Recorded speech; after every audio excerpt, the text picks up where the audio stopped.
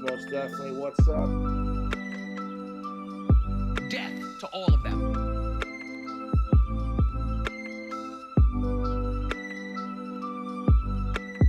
We're aiming for a controversial 7 out of 10.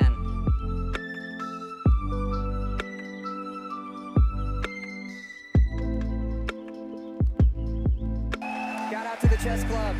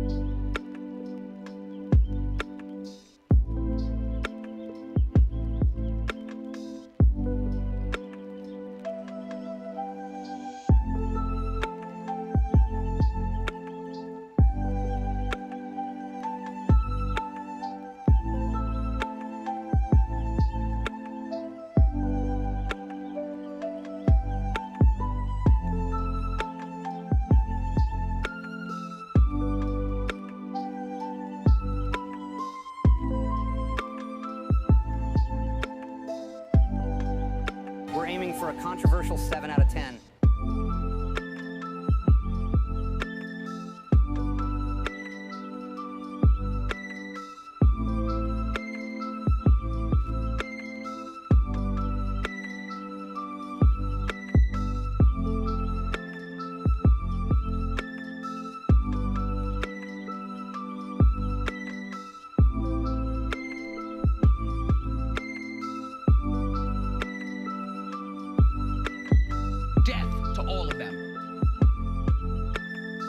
That's most definitely what's up.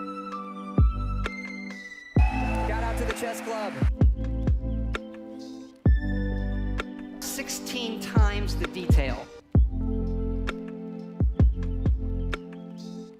Good morning, everyone.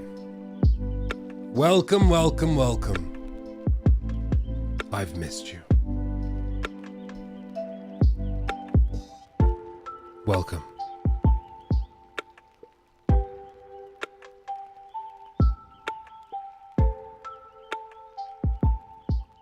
Welcome. Yes, indeed, I am sick. It's true. I am sick, but I have taken my Dayquil and hopefully we will manage. As a result, because I'm sick, my voice obviously is a little flimsy right now. And as I mentioned on Twitter, I am reviewing Hellblade, so I need to not lose my voice before filming the review. So we're gonna play it a little safe, okay? So I'm gonna go, and the second I start to feel my voice giving out or getting weak, we'll end the stream. Fair? Fair? It's the only it's weird. I've been trying to tell people I really look forward to the streams. These are in many ways the highlights of my week. Oh my God, calm down. I just very much look forward to these. They're fun for me. I like hanging out with you guys. It's just a good time. And so I was like, I want to stream. I don't want to take the day off or anything. So I want to do it, but we just won't push it too hard. Yeah. Just keep the stream going and text in chat rather than speak. I'll write text and then I'll have Jacob hop on a Discord call and read it out. We'll do that.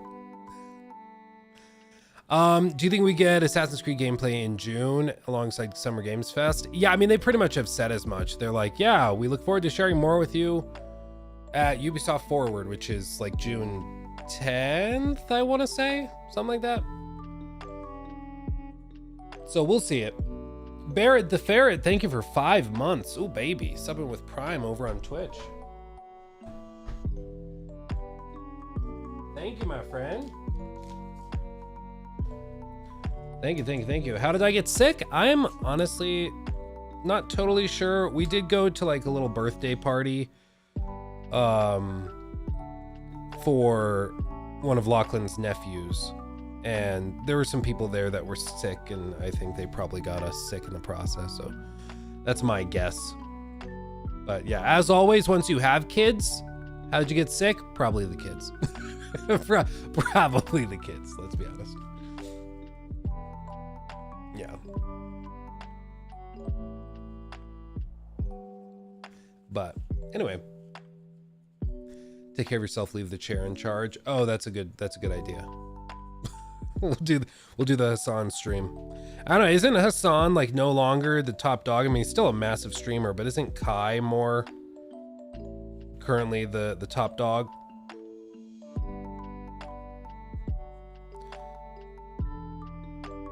XQC was also at the top. He's also still huge, but yeah, Kai is huge. Yeah, Kai casually last night was it was, whenever I looked at it, it was 9 p.m. or something, and he had 150,000 concurrent. He had beat Melania, and he just had 2 masseuses giving him and one of his buddies a massage, which is funny, but he's I've earned this. Yeah, if Hassan's smart, he's invested millions. Yeah. I'm not super sure he's invested it.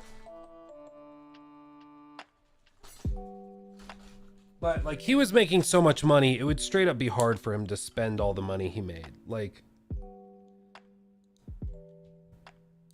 Just pause and think to yourself, how would you spend $1.5 million a month?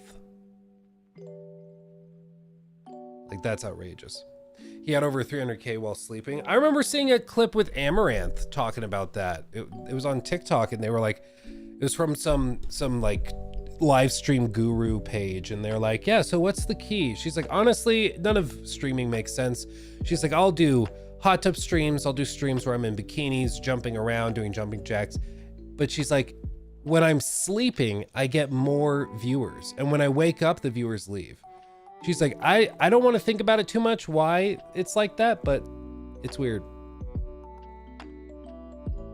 Hassan has fallen off since October 7th for some reason.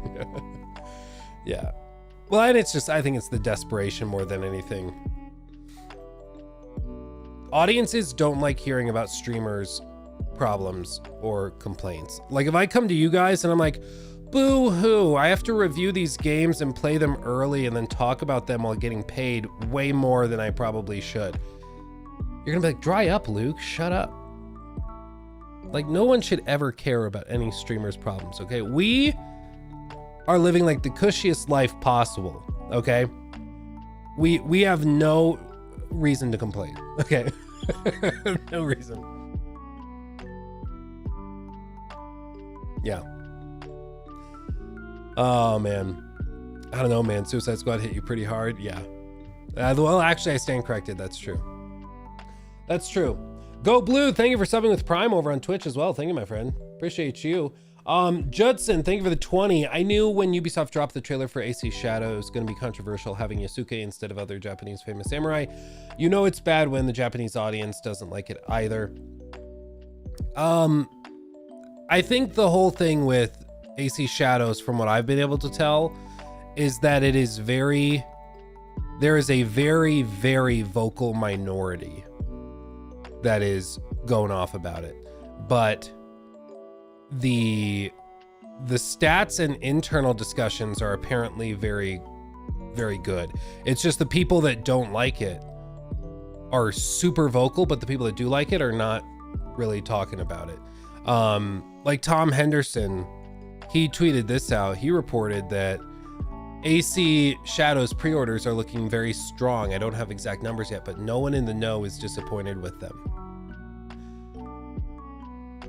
And like, it's also a vibe I've gotten from other more locked in communities. So like Joel Raptor's community, for example, is a lot of very devoted hardcore Ubisoft fans.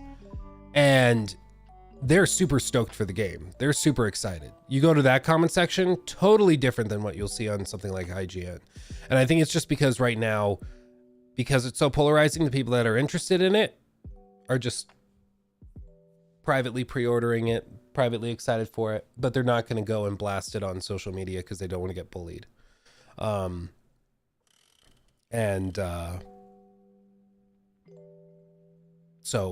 know, don't, it's once again another thing. Like, you would have thought in the lead up to Hogwarts Legacy, you would have thought that that game was not going to do very well because there were so many calls for boycotts. Social media was a dumpster fire, and then the game ended up being the biggest game of the year. And so you can look at mass downvotes on trailers, you can look at stuff like that, and sometimes it correlates with the resulting performance, like with Suicide Squad. Other times it's, you know, like if Asmongold's community mass downvotes a Ubisoft trailer, it's going to look really bad, but they probably were never going to buy it. They're not the target audience. What Ubisoft's worried about is the target audience, who they're going to try to sell the game to, and those people seem generally pretty interested in AC Shadows. So, yeah.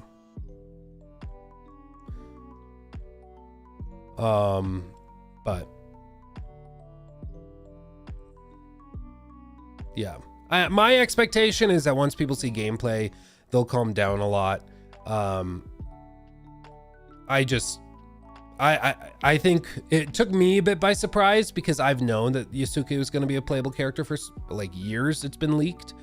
Like, we've known this for a long time. I think back in like 2021, 2022 is when it first started leaking that they were going to do this. And so I've known about it for ages, as have probably a lot of you guys.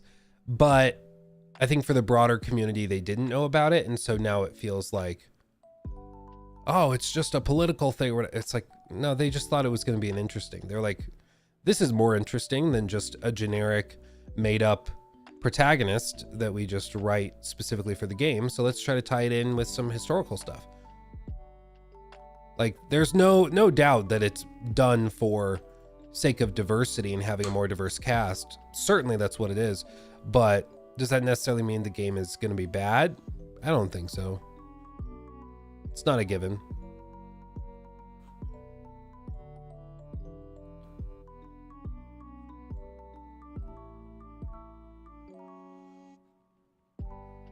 Mm-hmm.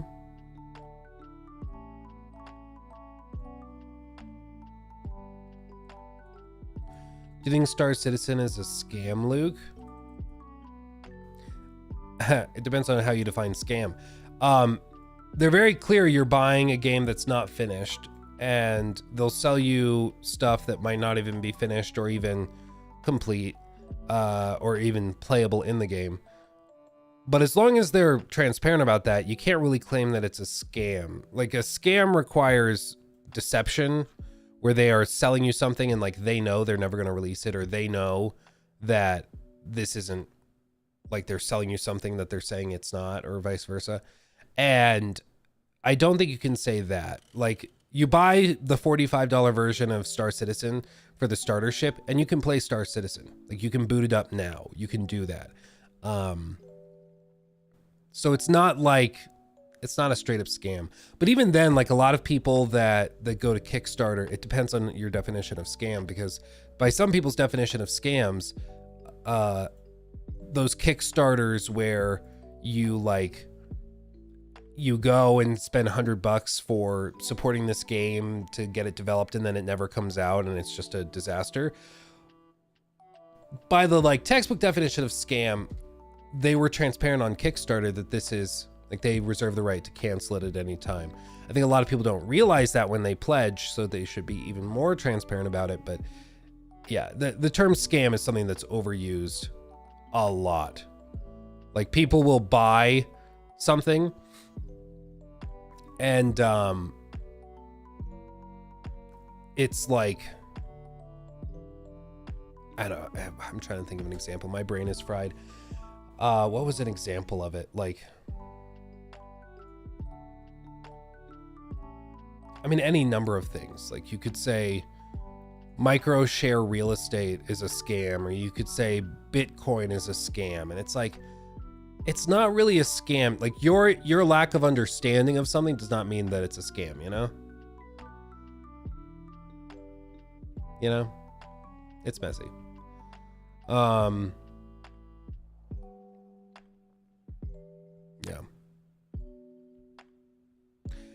Yeah, GeoHound, I'm just surprised that like people are acting so freaked out over Ubisoft massaging history a lot to make what they think is going to be a better video game. Like, in their last game, you literally fought like minotaurs, cyclopses, a Medusa. Like, they've never really been focused on historical accuracy. They're taking little nods. They're taking like, oh, this character, he was a black man that came with some missionaries, and they what is on my screen? That's weird. But they did that, and then yeah, he buddied up with a local like leader, and then we don't know much more about him beyond that. And then they took that to mean, oh, so he was a samurai, and that's certainly not historically accurate, or at least we have no reason to think that. You know, like, could he have been a samurai? It's really, really unlikely, because that wasn't something they would just like hand out or allow anybody to be. But I guess there's a non-zero chance, but we don't have evidence for it. In the same way, like, is there a gigantic meteorite swirling in our solar system in the Kuiper Belt? Is there a gigantic meteorite that looks and is perfectly shaped like a teapot? I guess technically the chances of that being the case are not zero. It's better than impossible, but we have no reason to think that that's the case, right? So you shouldn't assert it, right? It's the basic distinction between like, it's not non-zero, but we also don't have reason to believe it. Like, what are the odds that in my backyard right now, there's like a duffel bag with $1 million in it? Well, it's not zero, because maybe there was a plane flying overhead and then like a drug lord threw it out or something and it happened to land in my backyard. It's not a zero probability. It's not impossible, but the probability is so low, I'm not going to go check my backyard for it, right? And people are taking that like, well, he could have been a samurai. And it's like that, by that standard, everything in life would fall apart. You know, like, it's just ridiculous. But with it, I'm like, it's a video game. Again, from a studio that last time had us fighting Medusas and Minotaurs and Cyclopses. So I was never expecting one to win the historical accuracy. I'm more interested just in it as a video game. And as a video game, it sounds like they're doing some interesting stuff. And I think that that's the thing. It seems like I think the Assassin's Creed group is going to still be very interested in it. They're going to play it, probably have a great time with it. But the outside groups are going to lose their minds over it. Like, absolutely lose their minds over it. It's just like an inverted Hogwarts Legacy, it seems.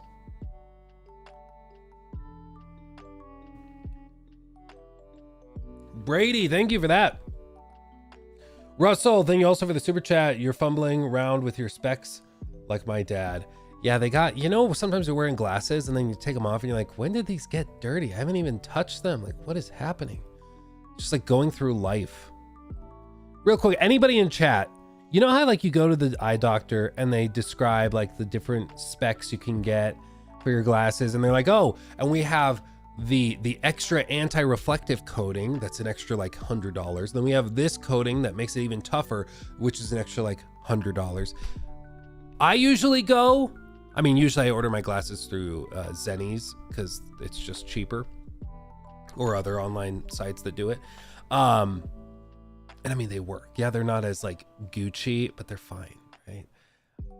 I did get the cheapest of the cheap, and then I did get one that had the like anti-reflective whatever protective coating, and I will say I have to clean that cheapest of the cheap glasses way more. I gotta clean those so much.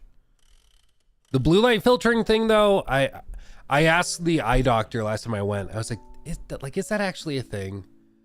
I was like, because I've heard everybody talk about blue light filtering glasses. I've got those like gamer glasses that a sponsor sent me years ago, and they're like yellow plastic lenses, and it just, you know, it's just one of those things. And I asked him, like, does it actually work? And he said, well, there's been some research on it, and it seems like blue light specifically can cause migraines in some people. It can do that, but he's like, the way they test it though is in these studies, they shine like a straight up blue light into the subject's eyes, and he's like, that's not what's happening when you're sitting in front of a computer screen. So he's like, yes, blue light can cause headaches and migraines and stuff. It's extra strain on your eyes, but he's like, the way they came to that is very, very it's not a realistic real world test, right? So he was like, I don't use them. I'm doing this all day looking at computer screens and stuff. He's like, and the fact that he makes more money if I go and buy the blue light filtering glasses, and he was telling me, no, it's not that big of a deal. That was interesting to me. And then like I Googled it afterwards, and sure enough, most of the tests, all the ones I was able to find, but maybe there's some others, but all the tests I was able to find were like, yeah, they take basically a flashlight with blue light, shine it in a subject's eyes, and then do that against like a regular light shined in somebody's eyes. And they're like, yep, the blue light, people had more headaches and migraines after it. But it's like, yeah, but that's not really what's happening. Like, yeah, shocker. not staring at light will probably be the best solution.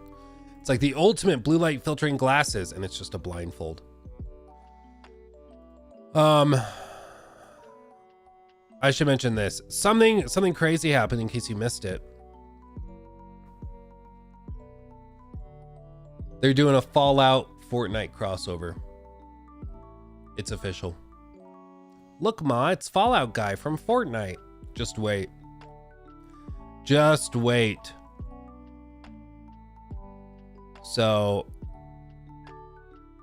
I mean, they have like engines here. I don't know what they're gonna do. Maybe it's an entirely new like map or something. I don't know, but what's crazy is that ZeniMax can partner with Epic Games, and Epic Games can throw this together.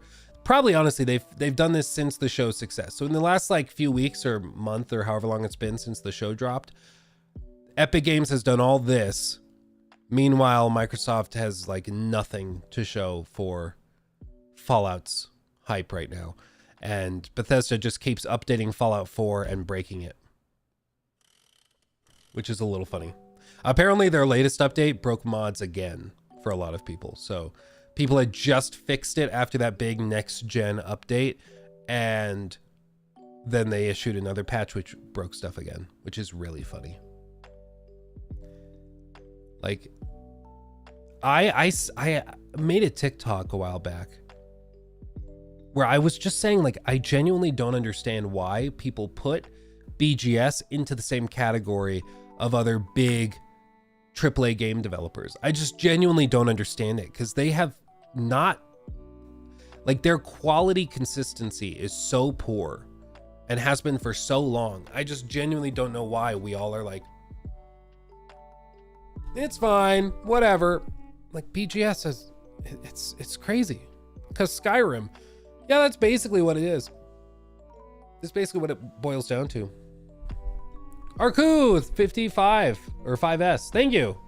Becoming a member, appreciate you.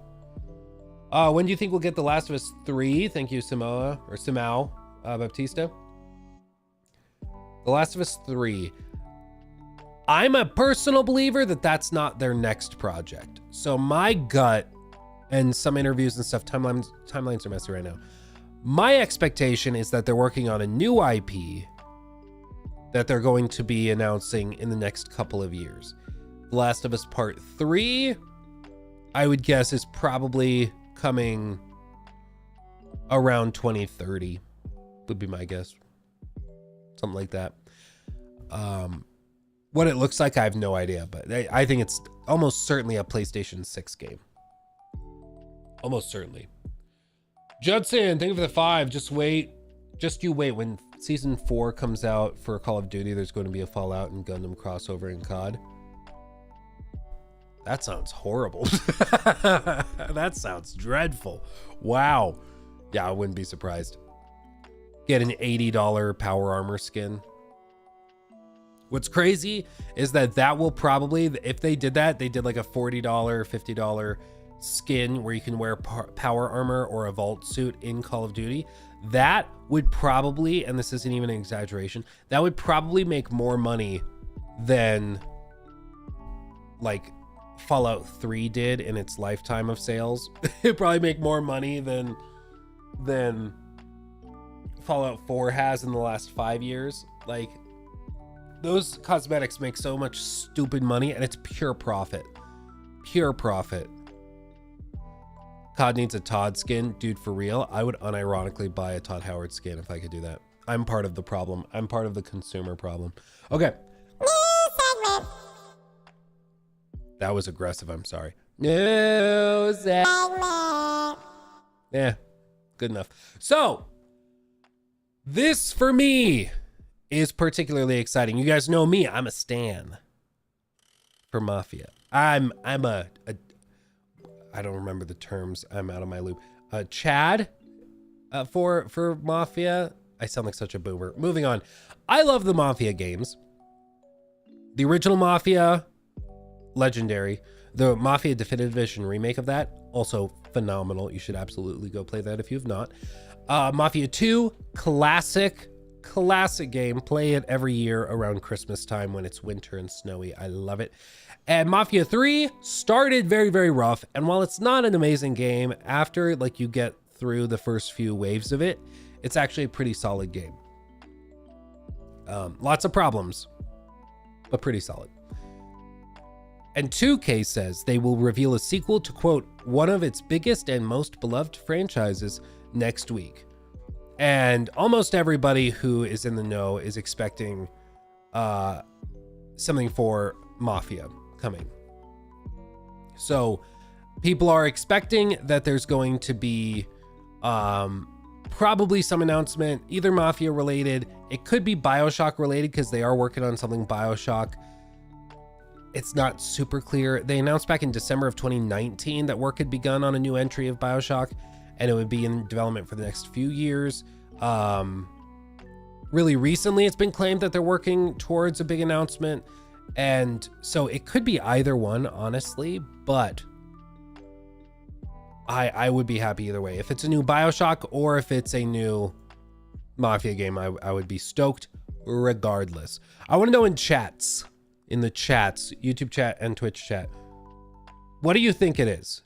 What are you expecting? Are you expecting Mafia or Bioshock? Because it's almost certain it's one of those two that they're referring to here.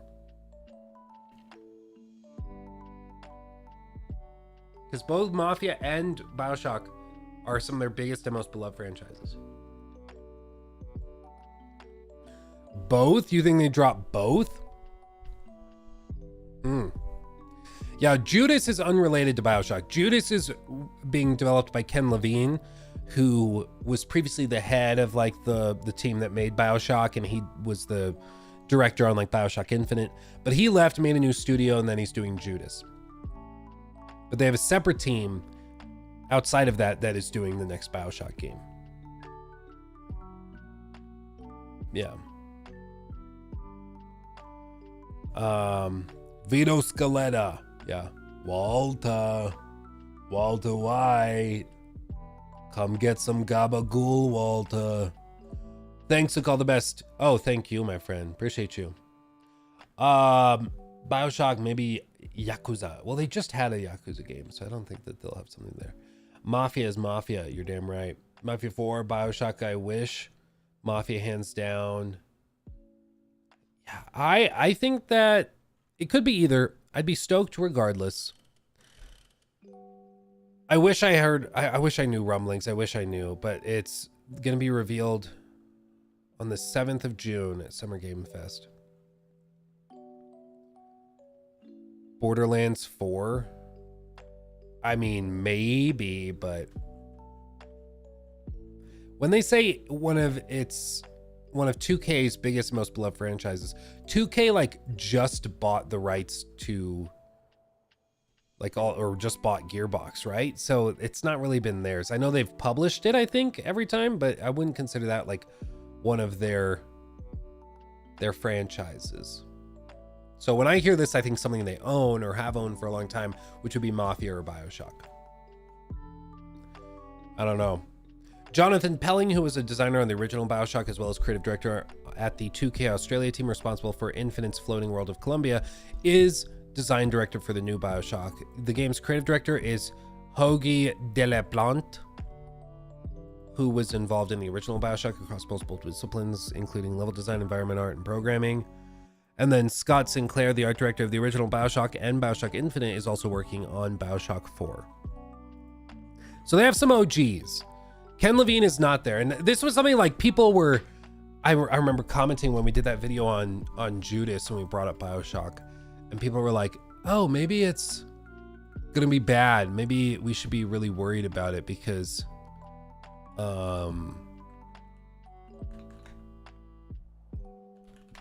Ken Levine is like the head honcho, and the fact that he's not there could mean that it's missing like the oversight or the visionary that made Infinite so great. And I understand that knee-jerk reaction, and there's no doubt Ken Levine is a very talented game designer, and he's very, very, very good at what he does. But he also is notoriously difficult to work with from a business perspective. So one of the big things with Ken Levine is that his games often get trapped in development hell. They're freakishly expensive because he's a perfectionist and goes back and forth constantly between what he wants to do. And so it was noted that like during the development of Bioshock Infinite, he basically restarted development on that a few times. And so just because something like, he's a visionary, sure, but if his version of the game would do, say, 10 million copies, he restarted development twice to get there, or 3 times to get there or something. So the game was way more expensive than it should have been to put together. So for the studio, for like 2K, it would make more sense to have somebody else direct it, get a pretty good game that sells 7 million copies, but they actually make more money because they didn't have to restart development twice or 3 times, whatever it was. So, and when I say restart development, I mean like they scrapped a bunch of stuff and went back to the drawing board because he wanted to change stuff around. So with a lot of this, I just think it's, both games I'm sure are going to be good. Judas seems interesting, and I think the next Bioshock could be really, really good. They have some OGs working on it, so I'm excited to see what they're working on. But if it's a Mafia game, if that's what we get, oh baby, I'm going to lose it. 10 is like the mechanic who tells you for 2 months straight that your car should be ready tomorrow. Yeah. Sounds like a Bungie disciple. Bioshock Trilogy was so good. Judas doesn't look that good to me, though. Hope I'm wrong. My fear with Judas, I guess we can do this. New segment.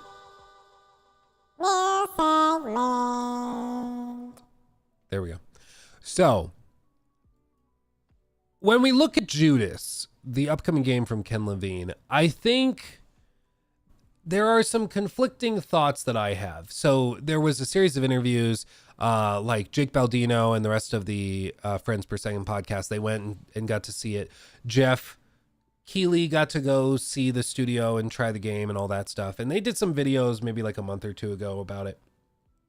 We talked about those at the time.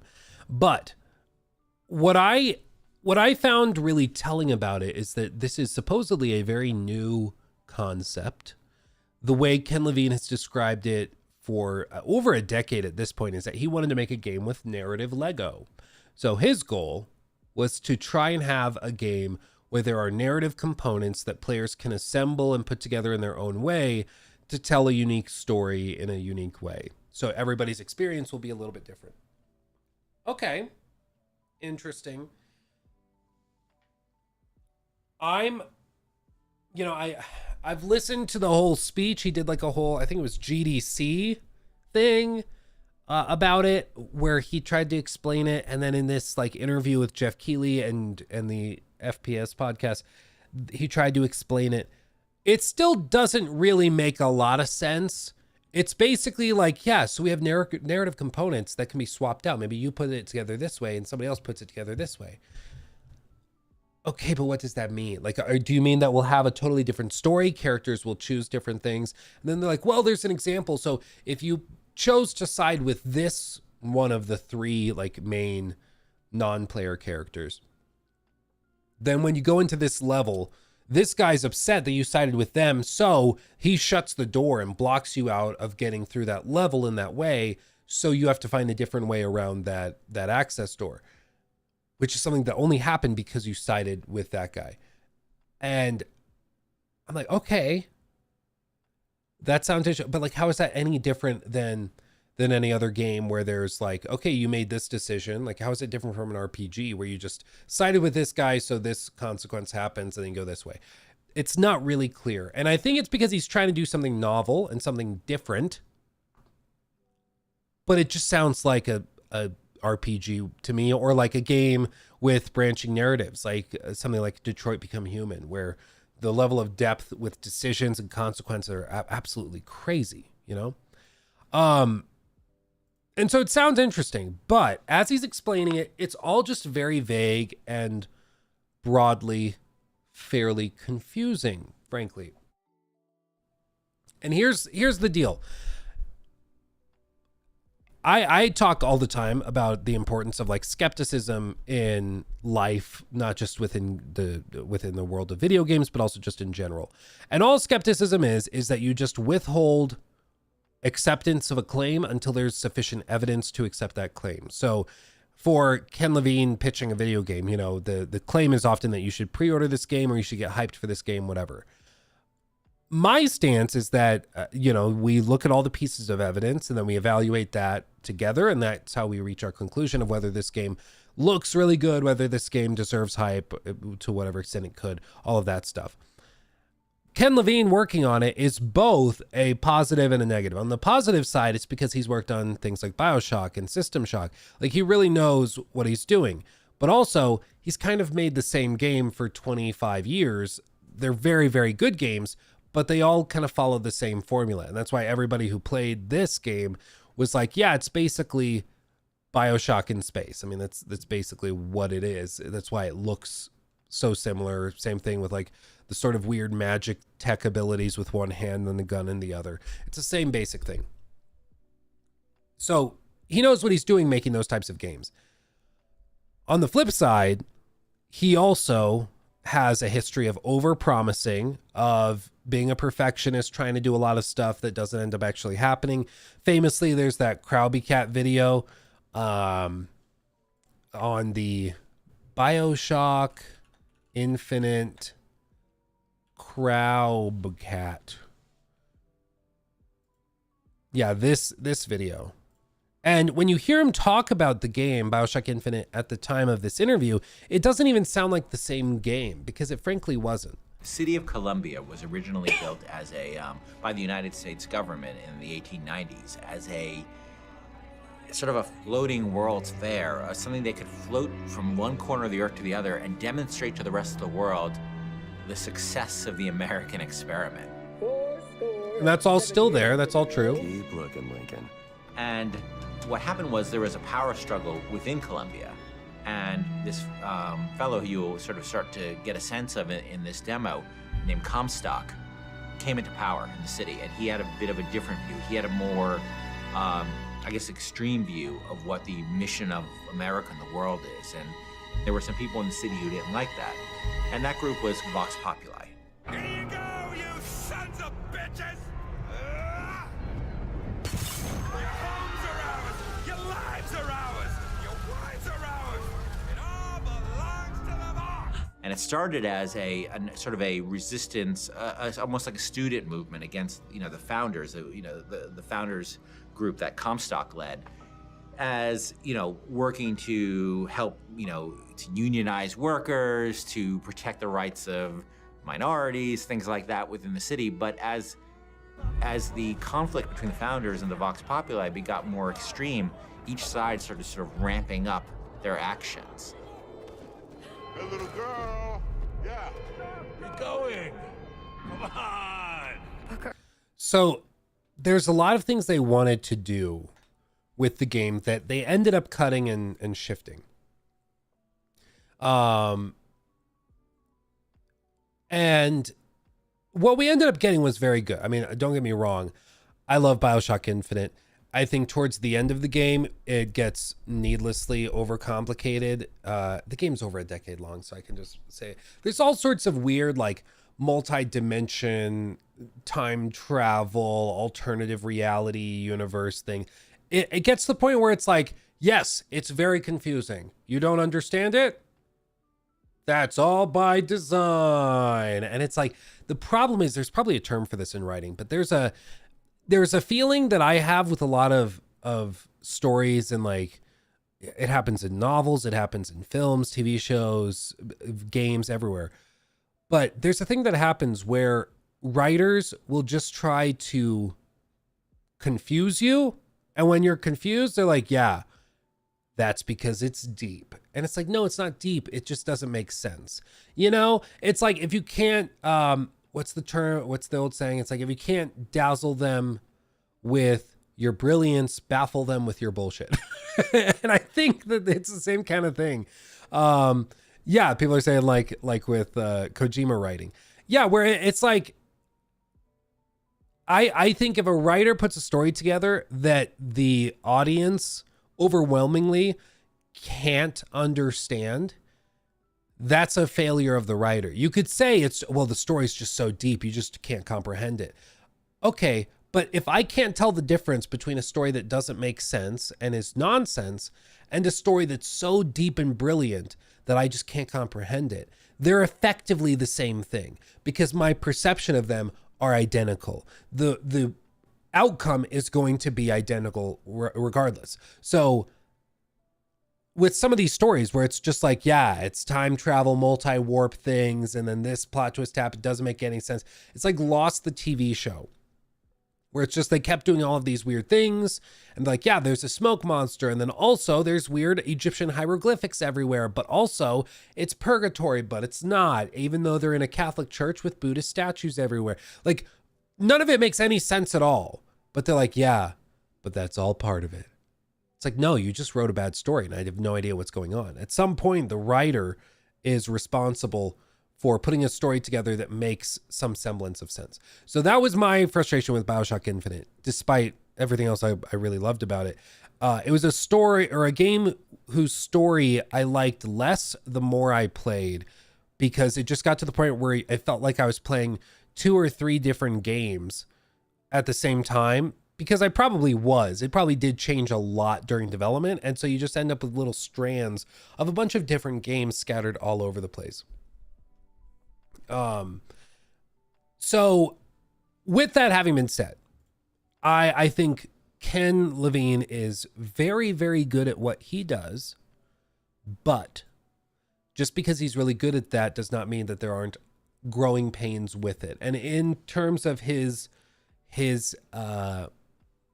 style of work, it's been reported plenty that he's a tougher person to work with because he is a perfectionist. He knows what he wants, and he is sort of the god emperor of his domain. So if he comes into the studio one day and he's like, yep, we're cutting all of Act 4 and we're going to redo it, that's what you're doing. There's no oversight. It's a similar problem that can happen with like any studio or any team that's headed up by one strong personality, whether it's a Todd Howard or a Kojima or even a Hidetaka Miyazaki or somebody at FromSoft.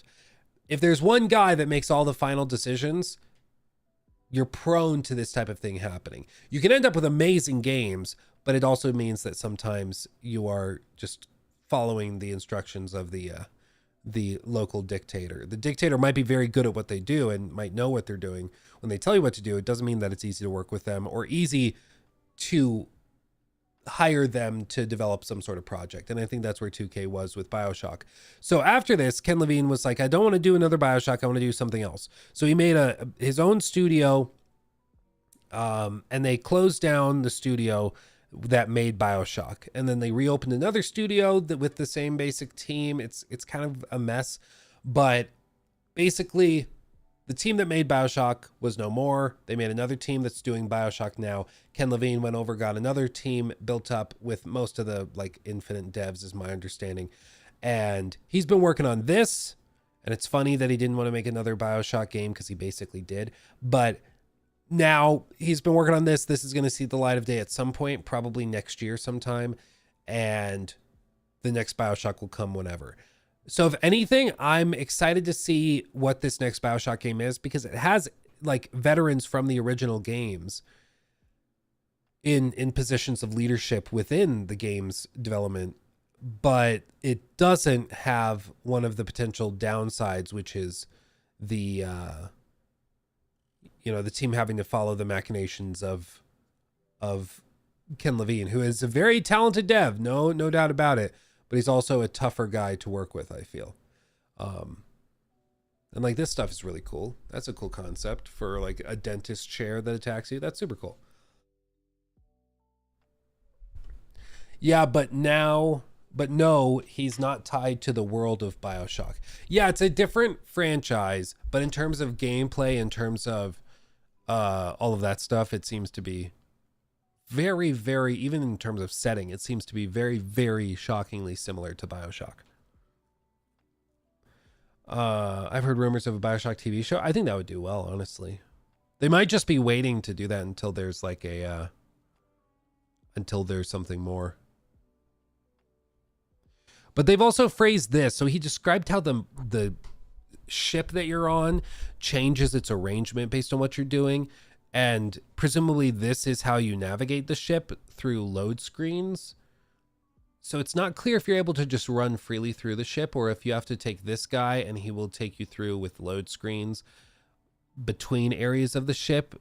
But they specifically have not wanted to mention how traversal works through the ship. And when they were doing the interviews after the journalists got to play it, they very intentionally did not want to talk about this, which was interesting. It's very interesting. Wait, you can have a puppy car? Yeah.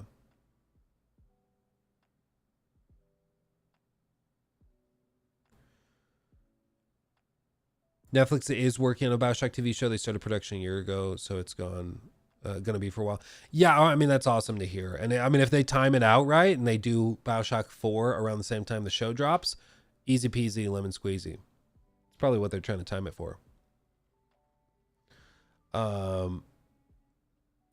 All artists and directors are tough, really. They have a vision and wants everyone to see what they see. Oh, no doubt, Katie Cat. I think that there's an art form, certainly, and there's a skill set to being the visionary artist and then being able to communicate and lead a team of other artists to continue that on.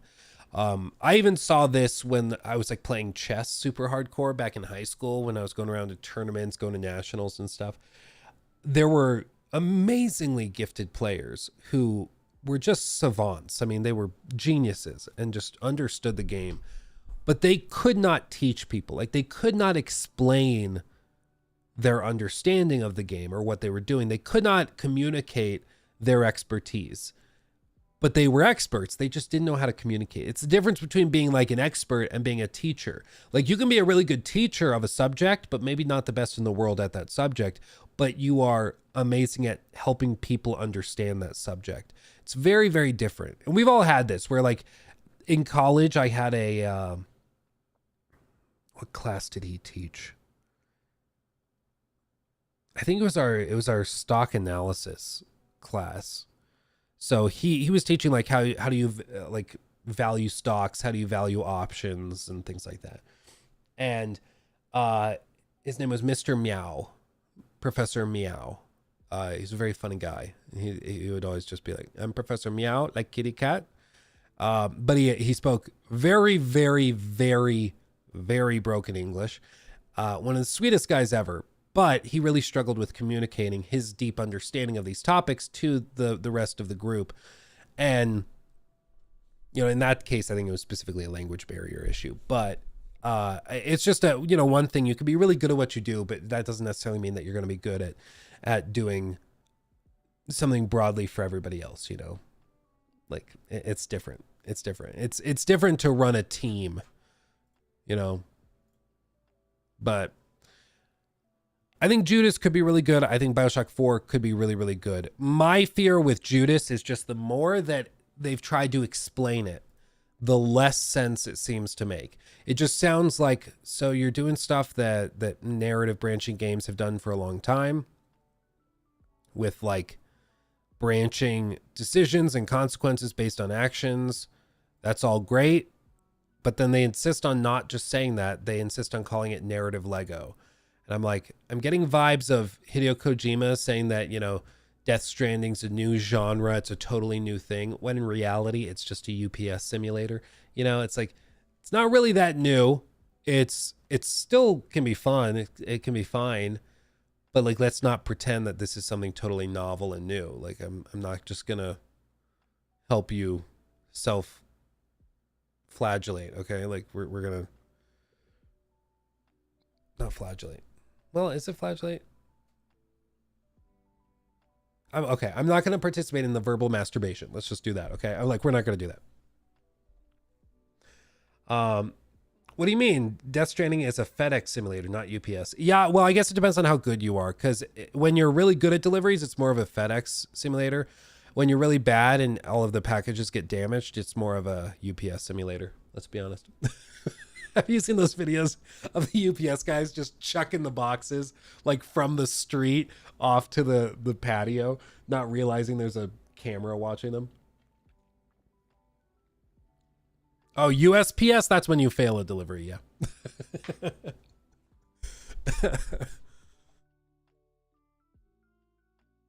Oh yeah, that Dana White video. Yeah. Just joined the stream. Verbal what? Sorry. So anyway, I'm excited for Judas. I'm excited for Bioshock 4 whenever we see that. I am hopeful for them. I'm cautiously optimistic, but it gets me nervous whenever somebody's trying to explain their video game and they cannot describe it. Like when you ask for more clarification and they're just like, it's just that awesome that you can't comprehend it. It's like, okay. At the end of the day, we're talking about video games. Video games are products. And if I'm going to buy your product, you need to explain to me what it is.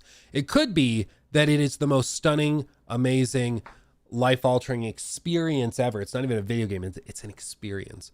But you shouldn't be surprised when people are not like getting super excited for it or not getting hyped over it or not pre-ordering it or buying it because they can't understand what it is. You know, it's the same thing with like products that come well before their time, that were way ahead of their time, where it can be a great product, but simply because the community and the people couldn't understand what they were getting or what they were going to get, that was the problem. And that's half of selling a game, is creating an amazing game and then also explaining to people and helping them see why this game is worth getting. And so far, they've just really struggled to figure that out. FedEx and UPS are going to be merging soon. They're going to be called Fed Up. But that's good. I like that. Let me see. Let me catch up on these real quick. Fell a little bit behind. Sorry, everybody. Okay, yeah, Tide, thank you for the 17 months of memberships over in YouTube. 17 months biznatches, as Sean would say. Hope y'all are doing well. Yeah, no, doing great. Aside from being sick, but you know, we're doing our best. RKU 5S, thank you for that. Anything on EA Sports NCAA Football 25 today? Ooh, that was a mouthful. Supposed to be a gameplay or more than yesterday's pathetic reveal. I've not seen anything, and honestly, anything coming from EA's sports teams, I just don't get super crazy hyped for it. You know, I just keep my expectations rock bottom, you know. Kinomansky, thank you for 7 months. Do you think Game Pass doesn't grow because of hardware, but also because all games are not exclusive to Game Pass, like Netflix shows, movies? Please, can you do a Pacino news segment? A Pacino? Like an Al Pacino? I don't even know what that would be. So there was actually an article.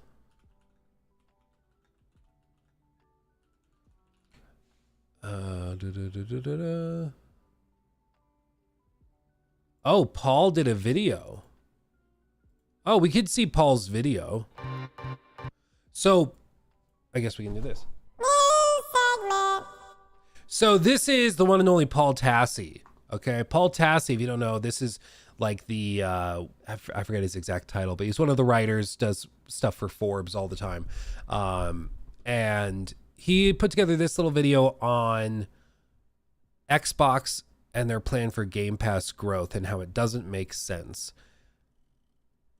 Which I agree with. Like, you got to remember 3 years ago, Game Pass, they were saying, was going to have 100 million subscribers by like 2030, I think is the number they said. Like 100 million. And of course they haven't achieved that. Right now they're at probably like 30 million. I'm not sure what it is. I don't know. But Game Pass was framed in the same way that like Netflix framed their business for years. And that was, yes, we're losing money right now, but it will make sense once we get more subscribers. That's when we'll break even. Because basically how Game Pass and all of these subscription models work is that there are two conflicting kind of graphs or charted, you know, costs that you have to keep in line. So the flat costs start way higher, And they increase as time goes by at like a linear level like that.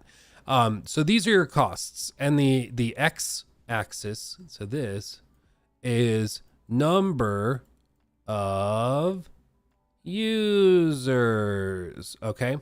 So the more users you have, the higher the cost will be because you'll have to pay for more server infrastructure, stuff like that. The reason it starts expensive is because you have to pay licensing deals and all of that to get the content that people will want to watch, okay? And the goal and the way that these are supposed to make sense is that it starts with a little bit of revenue, but as time goes by, you eventually make a profit. So you get a break-even point at a certain number of users where they're paying a certain amount and it meets the costs associated with it.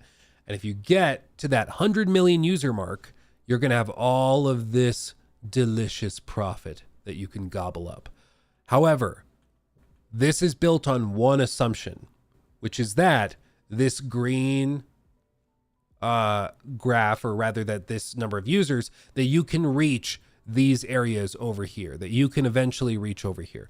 And that's not necessarily a given. So Netflix ran into this where they basically got to like here. And so they're doing like, okay, honestly, it was more like right here because they were making extremely little, if anything. And they realized, okay, why aren't we growing? It's because everybody's sharing accounts. So let's deal with that. Let's make it so you can't share accounts. We'll make it really, really difficult and try to get everybody to sign up for their own account. They did that. Initially, there was a ton of blowback, but it actually worked. And so Netflix has seen their user base actually increase because people have stopped sharing accounts, and people who were like 23, 24, 25 years old just signed up for their own account and stopped using their parents. So that was their fix. With Xbox, they insist they're profitable. They insist Game Pass is profitable. I don't know how much, so I'm going to assume very little. So let's say Xbox is here with 30 million users. They were expecting by the end of this decade to be at like 100 million and be all the way over here just swimming in profit and loving it. But they haven't been. So what's their goal? How do they grow? How do they get more users? Well, I don't think anybody's really like... I don't think anybody is really going and like sharing Game Pass logins. I don't know. Is that a thing? Let me know in chat. Is that even a thing? Can you do that? I haven't ever tried to log into my Game Pass on another person's computer. I think you have to be logged in and connected to the internet to do it.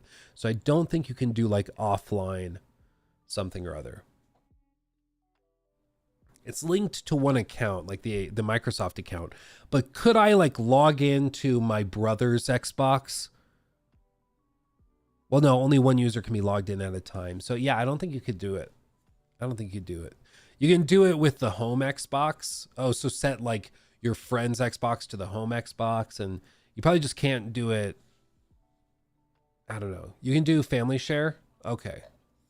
I've heard of family share. Have a family. Yeah. So maybe there is a way to sort of do it, but I can't imagine it's the different, like Netflix, like everybody I knew was sharing a family account. Like the parents would have one and then all of the kids had logins for it. So for Netflix, it was a huge issue for sure.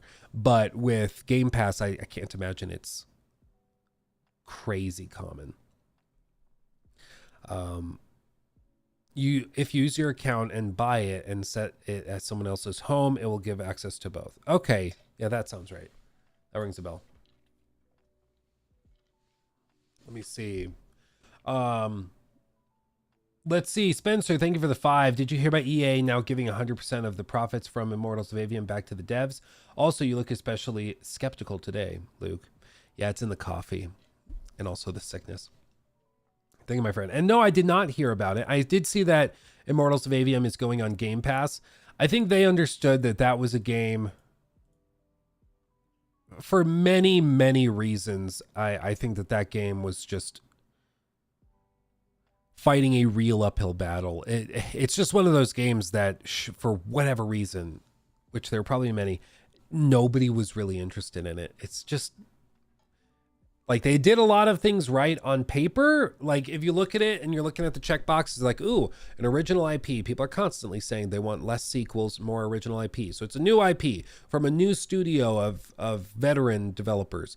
Okay, that's great. And it's on Unreal Engine 5. So graphically, it's insanely impressive. Oh, that's great. It's also like a shooter, a magic shooter. So it's like a new sort of very, very often neglected genre, but familiar to another genre. That seems really interesting. It's a big budget game, so it's big in scope, but we're going to offer it at a lower price. Like, there were so many things about it that you would think would help it find success, but it just came off as really generic, and the writing was pretty cringe for a lot of it. And there were a couple of really interesting things about it, but I just, there were so many things that just stacked and stacked and stacked, you know. Let's see. Judson Watkins, thank you for the 5. Xbox and Activision made a new AAA studio called Elsewhere. I did see that. What are your thoughts since they closed 3 studios? The phrasing that they have used is that they wanted to reroute. What did they say? They said we want to reroute like resources from these studios to other studios and projects that have a lot of potential. So what they phrased it as is basically taking money from studios like Arcane Austin, and they wanted to take that money and put it towards studios that are putting stuff together that they think will actually make a profit or will be more useful on Game Pass. And it seems like this is an effect of that. It's that they're kind of rearranging the table, trying to rearrange their pieces to make sure everything's set up the way they want it to. And I mean, we'll see it. I just think like, we'll see. I've not gotten a lot of confidence in Xbox's ability to put together really good games consistently. You know, they just have not demonstrated to me that they really know what they're doing when it comes to putting together really high quality games consistently. Hopefully that changes soon. Hopefully, you know, but it's not just about one game. They could put one game out. It could be a 10 out of 10. But the problem with Xbox is they might do that as they did with like a Pentiment. But then they could do the next game that's their big release, and it's like a solid 6 out of 10. Like, they just got to get the consistency down. Like, Xbox needs to be seen as a platform for some of the best quality games in all of gaming, instead of like, yeah, it's got some good stuff and some garbage too. Like, you got to get like the quality up. Let's see. Blaze, thank you for the 10. Very generous. I feel like not in the far future, they will make Game Pass a tier base. You still pay monthly payments just for catalog, and higher versions like $200 a year come with day one AAA games. I think you're right, Blaze. I think they do introduce like day one, or they might do like early access.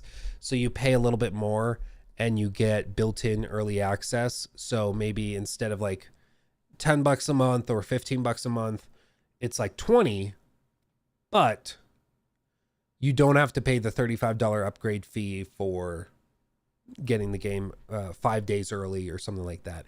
Early access is going to become way more common. Mark my words right now. Way more common. You're not just seeing with Ubisoft, but apparently it was a really good idea for Starfield, because a lot of people already had Starfield, but when they did the upgrade to the $100 edition, and you can play the game early. A lot of people did that. They paid the $35 or whatever, and they played the game early with that. So very, very common, and I think it's going to become even more common. But let's see what Paul had to say. That was the point of all of this. Right, I am back, not with a Hades video. I keep meaning to do a Hades video. I even recorded footage, but another Xbox video, because the situation over there just keeps getting crazier. So yes, this week we obviously talked about the shutdown of Tango and Arcane Austin, the developers of Hi-Fi Rush and Redfall, respectively. The decision to shut down the studios, especially that made Hi-Fi Rush, seems insane, but sort of reflects many larger problems with Xbox, of which there was a lot of reporting yesterday about various new things related to this. There is currently a debate about whether or not to put Call of Duty on Game Pass. There's talk about, what's going to happen with Hellblade 2, if that could be successful, quote unquote, but not good enough for Microsoft. They might put that on PlayStation to sell copies because it'll be on Game Pass. And all of these issues sort of come back to the same thing. And that is a lot of questions about Microsoft's Game Pass model, how games are allowed to perform there, and what it takes to be considered a success there. I think that's the biggest question right now, is that all of these studios, like imagine you work under Xbox and you're looking at Tango Gameworks and you're like, okay, well, so we can put out the best game you had that year and still have the whole studio shut down. Like that is no way to establish a safe working environment where people put their best foot forward. That's how you get people not wanting to put their all into their work, because even if they do and it's the best game of the year for you, they could still lose their jobs. It's no way to make happy My problem workers. with this is that It's a we big doggy. simply have no real frame of reference in terms of what Microsoft considers a success on Game Pass and what their plan is for the future. The Call of Duty question feels like a real kind of linchpin moment for this entire concept, where you've said the whole time all your exclusive games are going to be day one Game Pass, so that should in theory include Call of Duty. But in doing that, you give up billions of dollars in revenue over the long term for forgoing those sales on a platform where Call of Duty is extremely popular. So you're kind of screwed either way. But I'm leaning toward the fact that I think they're going to triple down on Game Pass and put it there as one last lure to get people to sign up. What I don't understand is what the plan is for longer term subscriber growth of Game Pass, because we know it has slowed just absolutely exponentially compared to the big surges that we saw during the pandemic. Everyone was home, everyone was gaming more. The value of Game Pass kept going up and up and up with all the stuff added. But at a certain point, you've just reached saturation. I mean, I think the only thing that really makes sense is for communities that are already used to subscriptions, you got to get them to get that subscription built into Game Pass. So, for example, Fallout First, that should just be included with Game Pass, honestly. But they're not going to do that because they can already get an extra $100 out of people for it, so they won't get it there. But imagine for Call of Duty, if that is included in Game Pass, okay, you don't have to spend $70 or $100 or whatever you might pay for the multiplayer. You can get access to it with Game Pass. So spend the $10 a month or $15 a month. They're going to be paying that year round because that's the one game that they play, and that could lead to signups. So I think Call of Duty coming to Game Pass is going to help. But the problem is, part of the reason companies like Blizzard are so profitable is because they can have these communities that are conditioned to pay for monthly membership fees. Like, doesn't WoW still have a monthly charge for it? So those communities do that and they pay that monthly fee.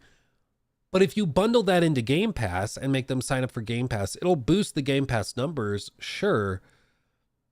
But you're probably not actually making more money at that point, So it almost makes sense, if they want to keep revenues higher, to just keep that on. Because does anyone in chat know how much it is? How much is it for the monthly World of Warcraft thing? Is it $7 or $8 or something? For Fallout First, it's 15. No way. Is it really 15? Jeez, people are getting robbed. So at $15, that's probably more expensive. I think Game Pass Ultimate is $15-16 on PC. So for that, they would be making the same amount of money if they bundled that into Game Pass. You get your World of Warcraft membership for free with Game Pass, or included with Game Pass. then they also have to offer you all of the other services. Now, maybe that gets you even more entrenched in the Xbox ecosystem, which I think is probably the play, to go long on trying to get people tied into the ecosystem. But that's going to be an interesting thing. Yeah, maybe charge PlayStation owners an extra £5 or something more for their copies. Yeah, they could do something like that where it's like, yeah, it's $20 outside. I think they could deal with potentially some. What they would have to do is they'd have to be like, yeah, we're raising the monthly fee from 15 to 20, but it's included in your Game Pass subscription. That's only 15 a month. So do that. So I think there's ways that they could push people into signing up. Will it lead to functionally higher revenues? Probably not, but it'll make Game Pass look a lot better for sure. And there are really very few wells left to, dig into for more subscribers. And I don't think Microsoft has come out with a coherent argument, for Game Pass continue to expand at this point, and why they should continue to just solely rely on Game Pass as sort of the future and put all their exclusives on their day one, and like why that is a good way to support the ecosystem. Again, I'm not arguing this is bad for players. Like, this is not, it's quote player friendly, but obviously I think it is causing larger damage with the platform as a whole. And if your platform is damaged beyond repair, guess what? You don't really get to experience as many good games, or you see talented studios shut down like we're seeing already in layoffs. The Game Pass ecosystem is heavily limited by Xbox console sales. That is very clear at this point, because what is there beyond Xbox console sales? There is PC, where games launch day and date on PC, and then in Game Pass Ultimate, you can get these day one Xbox games on PC. Even still, if you are a dedicated PC gamer, you are probably gaming most of the time on Steam. That may or may not be enough for you to subscribe. Like, if you're a primarily PC gamer, are you going to be convinced necessarily to subscribe to Xbox Game Pass for Game Pass releases on PC? Maybe, but I think there's a relatively small pool of harder core PC gamers that are also bothering to sign up for Xbox Game Pass, and I do not. I think that that's actually a key thing. PC gamers are just different, okay? We're built different. And PC gamers especially don't tend to be that willing to rent their products. PC gamers tend to want to own their stuff. They really like they're huge stands for Steam. They love Steam, they support Steam, they value Steam. And so having a separate launcher is often a big enough turnoff that a lot of people might even say, screw it, I'm just going to buy the game through Steam. At least then if I don't like it, I can get my money back, right? And I think, like, I've even caught myself doing this where, what game was it? It was on Game Pass. What was it? It was relatively recent too. Oh man, I can't remember. But there was a game recently that came out. Oh, Harold Halibut. That's on Game Pass, but I ended up just buying it on Steam because I was like, oh wait, we're dropping frames. Okay, I think we might be back. Maybe.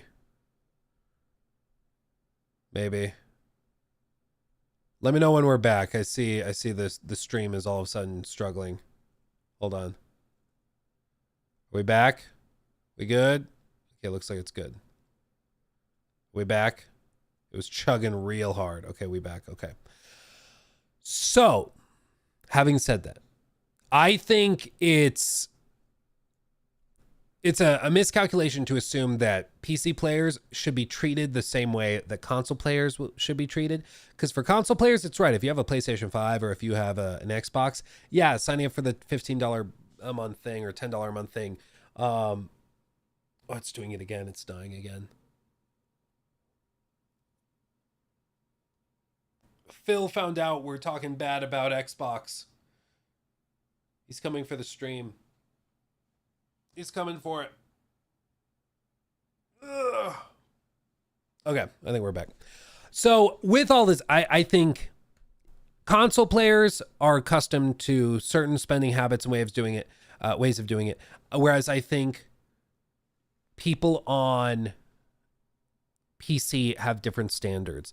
And I think honestly the easiest way to maybe like boost Xbox Game Pass signups on, say, PC would be to do what EA has done. EA has actually partnered with Steam, so you can do EA access for like the $6 a month or whatever it is and get access to their whole catalog, but through Steam. You don't have to go through a separate launcher, at least in theory. I think it still boots their launcher, but at the very least, it's all housed under Steam. That I think could be an easy win. If Xbox was like, okay, yeah, we're gonna go to Steam, partner with them, because Steam is just such a monolith within the PC gaming community. You can't really have PC gamers without Steam. It's super, super crucial.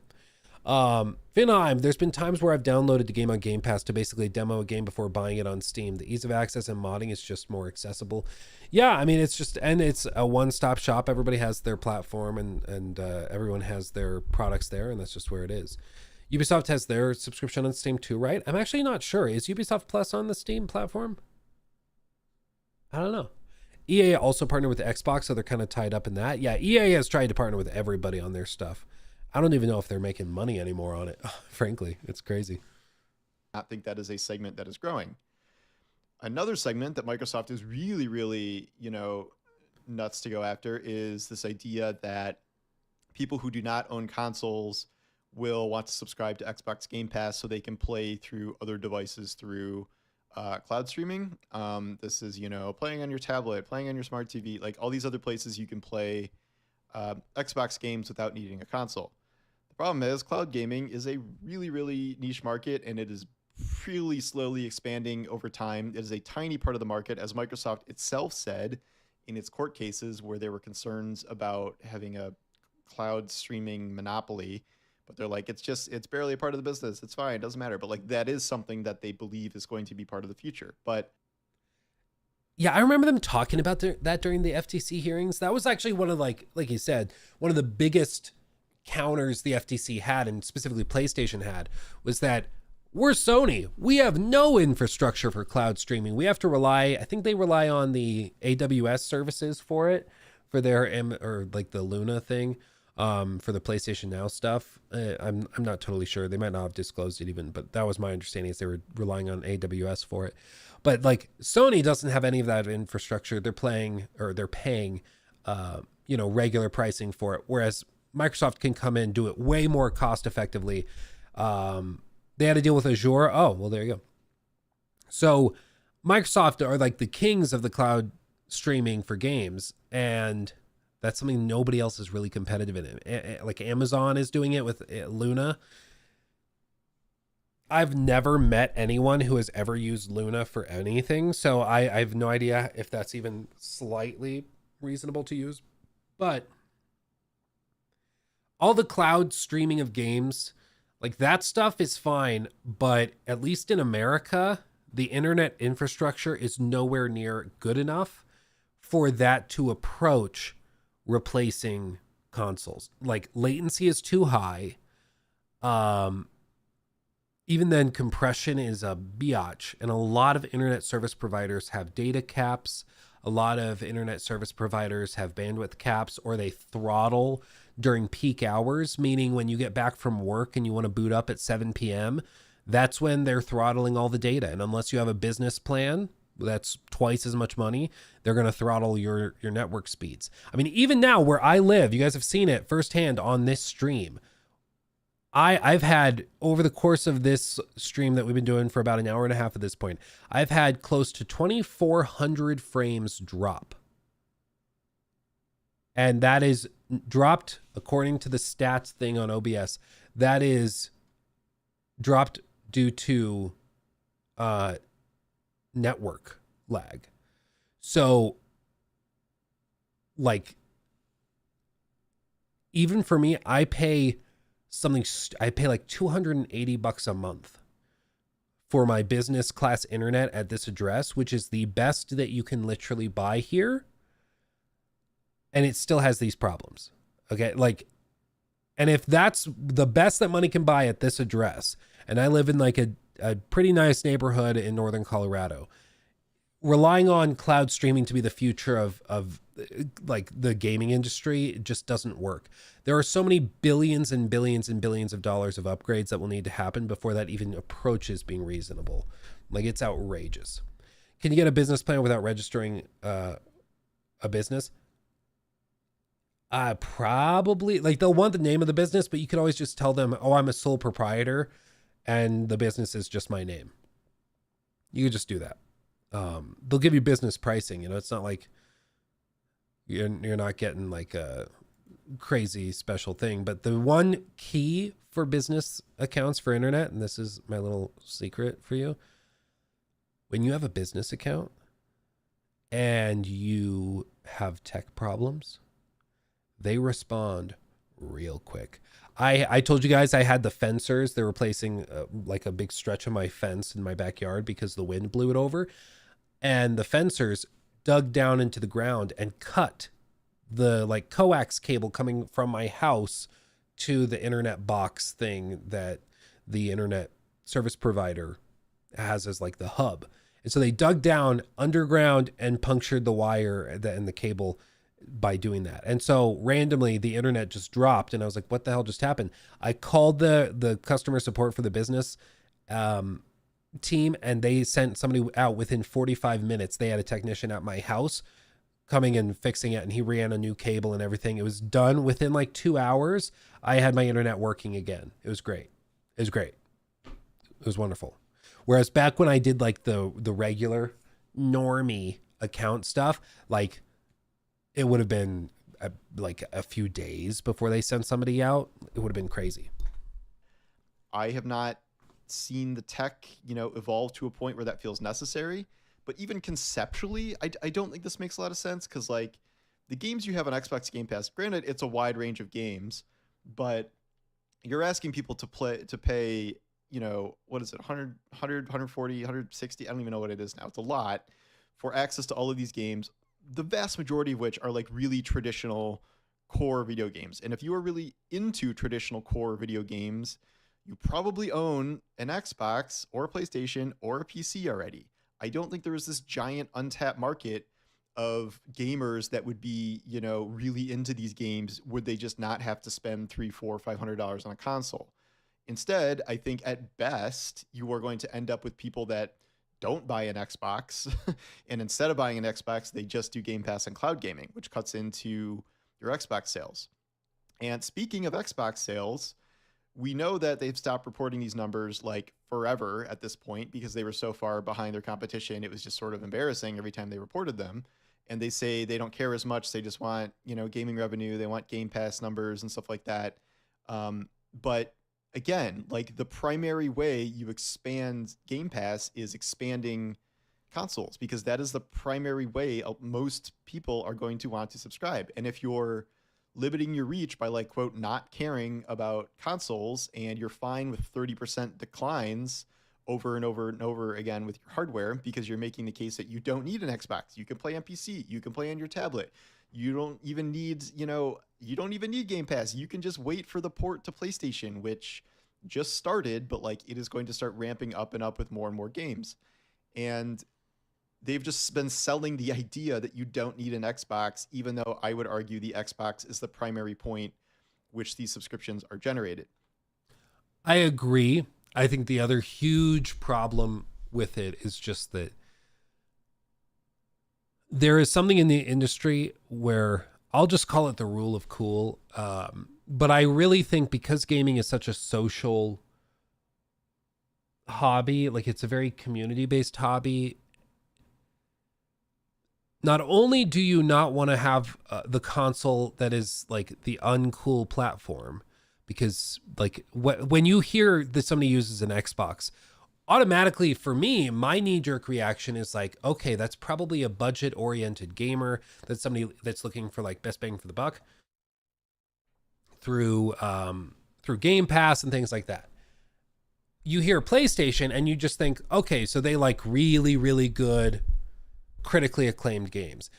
That like knee-jerk little thought I think is pretty telling though.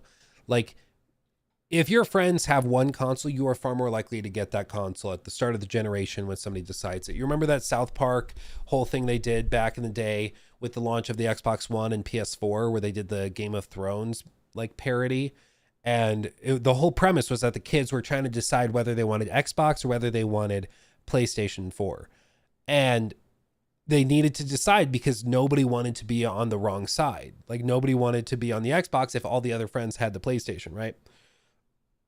And I think there's a certain element of reality tied up in that, where once your friend group has decided where they're playing on, that's where you're more likely to end up on. And right now, the vast majority of people have chosen PlayStation and they're becoming entrenched there. Now you can win them over with like live service games that they play, like Call of Duty, by making those eventually exclusive to Xbox, or making it so they're included on Game Pass day one, so you're greatly incentivized to get an Xbox. Things like that will help, certainly. But more than anything, Xbox as a platform is currently perceived as the budget option. It's seen as the Walmart of the gaming industry. And that's fine. Walmart does okay.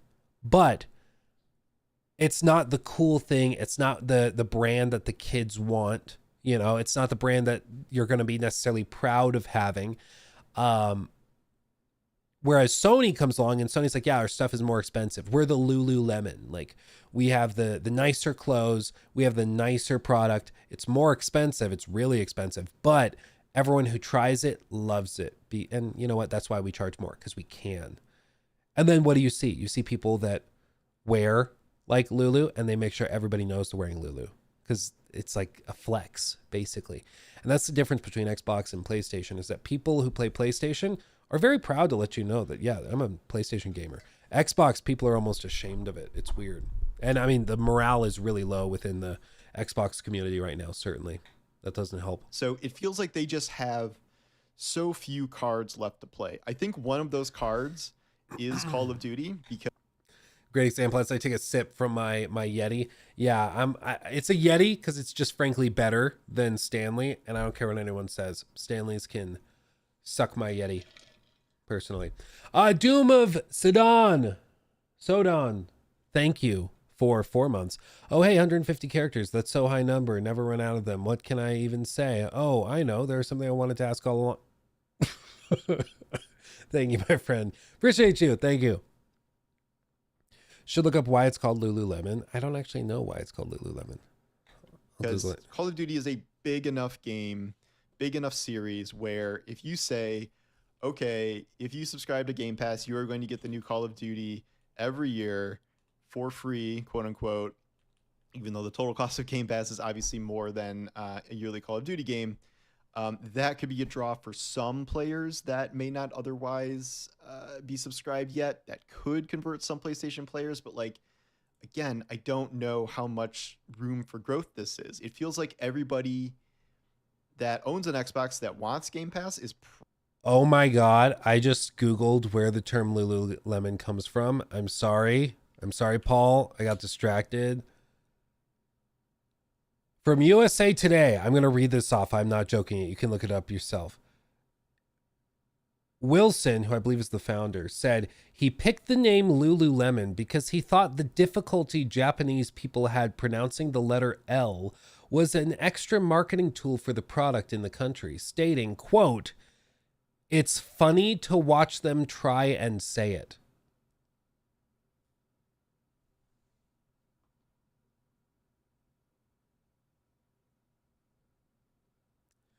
What?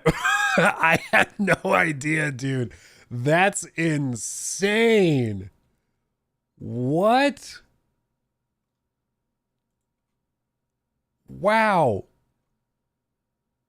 Wow, that's unbelievable. Okay, who knew? The more you know. Wow. PlayStation players, but like, again, I don't know how much room for growth this is. It feels like everybody that owns an Xbox that wants Game Pass is probably going to have it at this point, and especially if they keep upping the price, which they are allegedly going to do again, that is not going to encourage even more signups from those that are kind of on the fence about it. And it feels weird to rely on Game Pass sustainability and Game Pass growth in a way where there does not feel like there's a clear path forward in terms of how to grow the ecosystem. And, Microsoft always wanted to be the Netflix of gaming. They thought, okay, Netflix is destroying everyone with its subscription model. Like, we can do that too. Like, it's going to be, we're going to be first in class. And, while Game Pass is, the most successful model of its kind in terms of like a system that offers sort of day one releases of big games, it's different than the streaming space. Like, first of all, a bunch of other rival streaming services to Netflix trying to do the same thing have failed or are failing or are losing tons of money because it is very hard to execute this and produce, high quality content that is offset by subscription numbers and payments.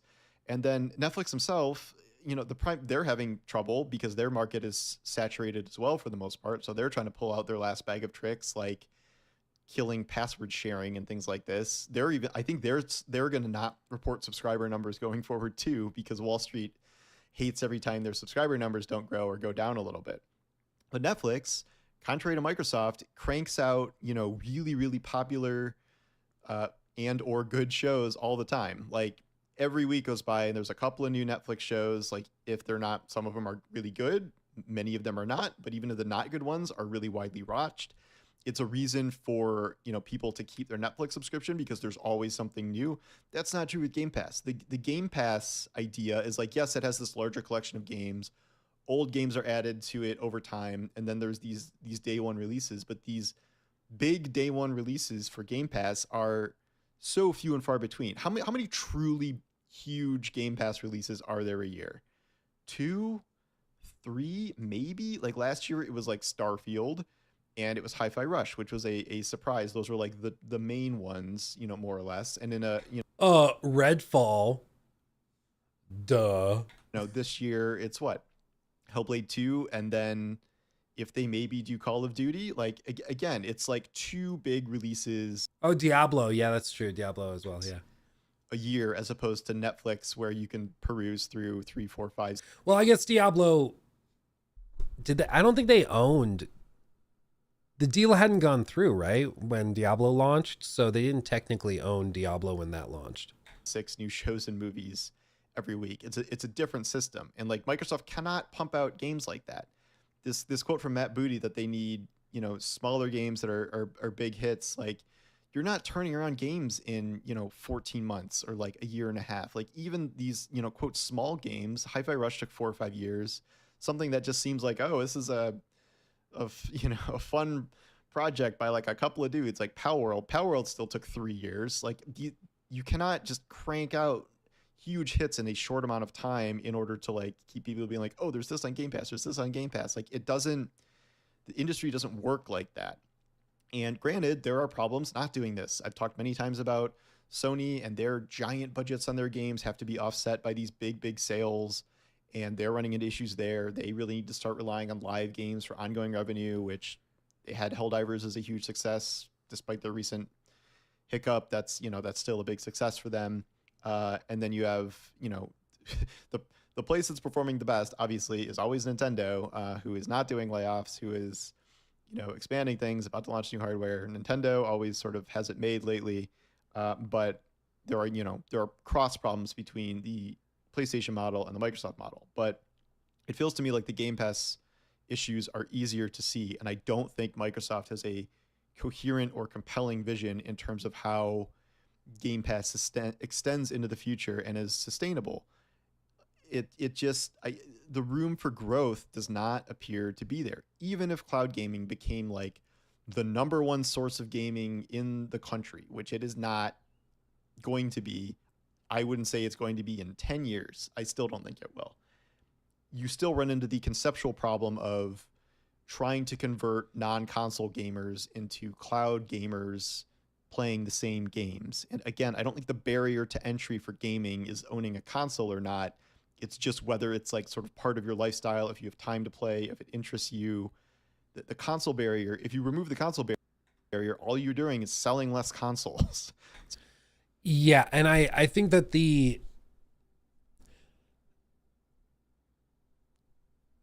there is just a fundamental, I think, miscalculation that comes with assuming you can have a brand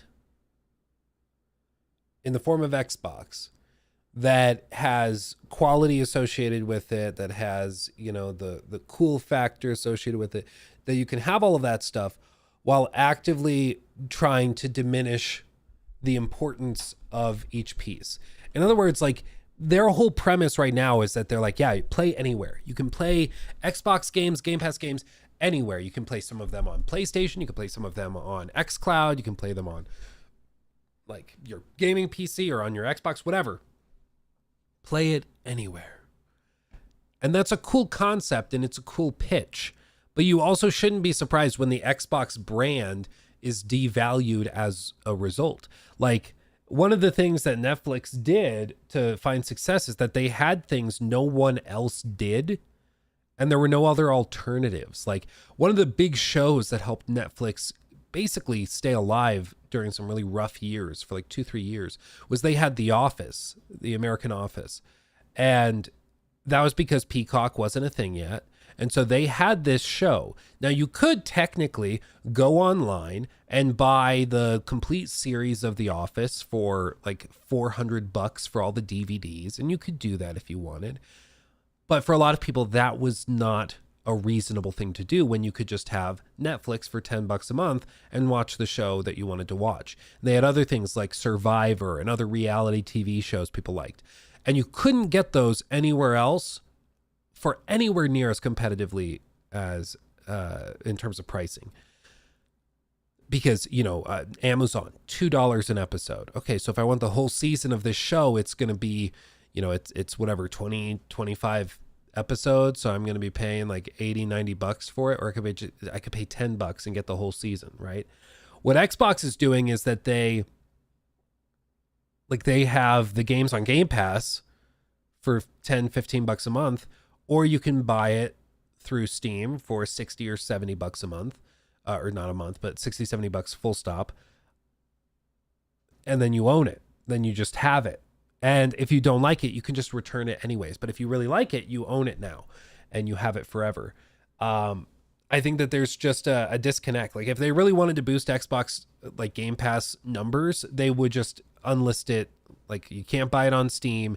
They would remove the ability to buy it outright, and do that. Like, if they did that, if they made it so, yeah, we have got Starfield this year. Whoop-de-doo. Get it on Game Pass day one. No, you cannot buy it for $70. Then I do think they'd see a huge spike in signups. You'd also see a ton of people losing their freaking minds.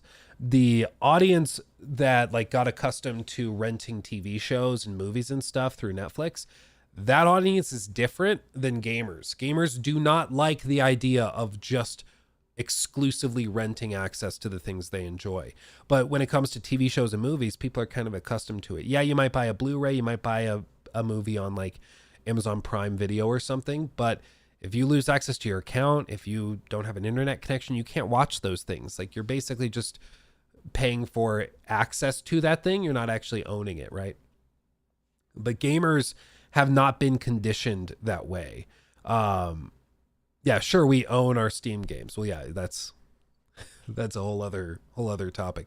But yeah, I mean, it's gamers maybe are conditioned to buy digital things. Sure, they don't need the physical copy of the game, but I think that's a different thing than convincing them that they should just rent it through a subscription model. So it seems like Xbox just wants to have their cake and eat it too. They want to offer the subscription service to be better value, but they don't want to do what Netflix did, which was to make sure it wasn't available anywhere else. And the only way you can enjoy this thing you want is through their subscription model.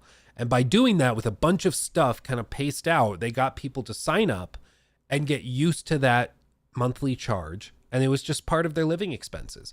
And you'll hear it. Like, if you've ever watched one of those like financial audits from Caleb Hammer or something, you'll hear people go through their monthly expenses and they're like, well, so I spend this much on groceries. I have this car payment, this insurance on it. I pay this much for gas. My phone bill is this. I spend $15 a month on Netflix and $10 on Spotify. And it's just part of their expenses. They're just used to it. It's assumed that they're going to spend that money on that. And Xbox could get there, but they would have to play kind of dirty, and they'd have to take things off of other platforms. I don't think they'll ever do that. But I think that's why platforms like Netflix had success where Xbox has not had success. And it just seems to be the moral of the story that Xbox is like frustrated the way things are going, but they only want to take half measures. It's like, if you want to be successful, you got to take full measures. You got to go out there and just do, go all out. Go all out, and then you might be able to find some success. But as of right now, I'm not surprised they're struggling.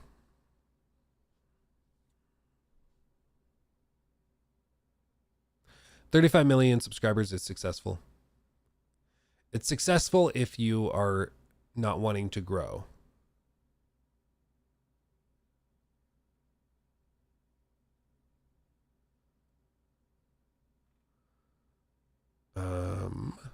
Let's see. Okay, what else did I have pulled up?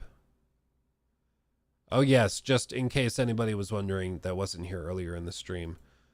Yes, I am reviewing Hellblade 2. I do have the game, and I am reviewing it. I will not be taking questions.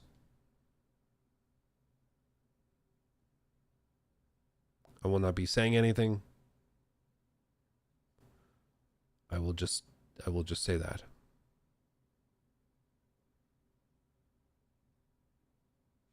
Some of the comments are funny though.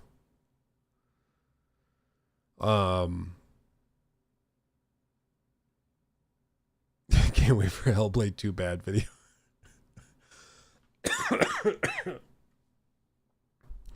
It's been nearly 6 hours. You must be finished. So bad. So bad.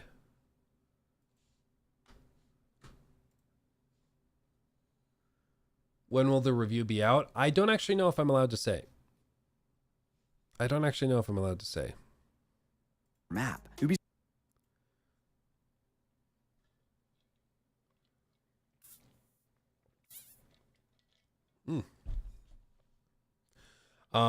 Blink twice if you need help. Does Senua sacrifice? Which one is Saga and which one is Senua? Which one is the Hellblade?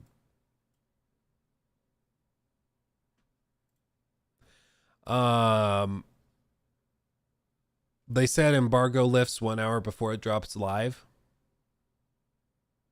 Oh, well, there you go.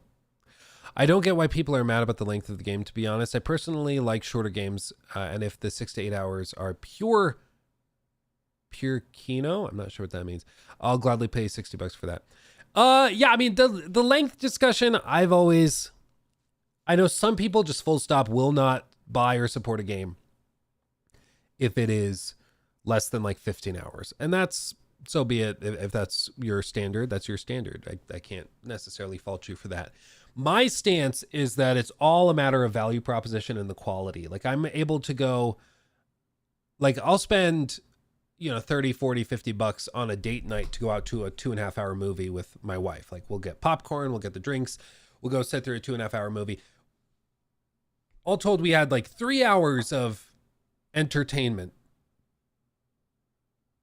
for that money. And I considered that worth it, right? Granted, we got snacks with it, and we got all that, but it was $50 or $60 for that much entertainment. So I'm not inherently opposed to spending $50, $60 for a very short amount of enjoyment or entertainment, but it needs to be worth that price. It needs to be entertaining enough to justify that.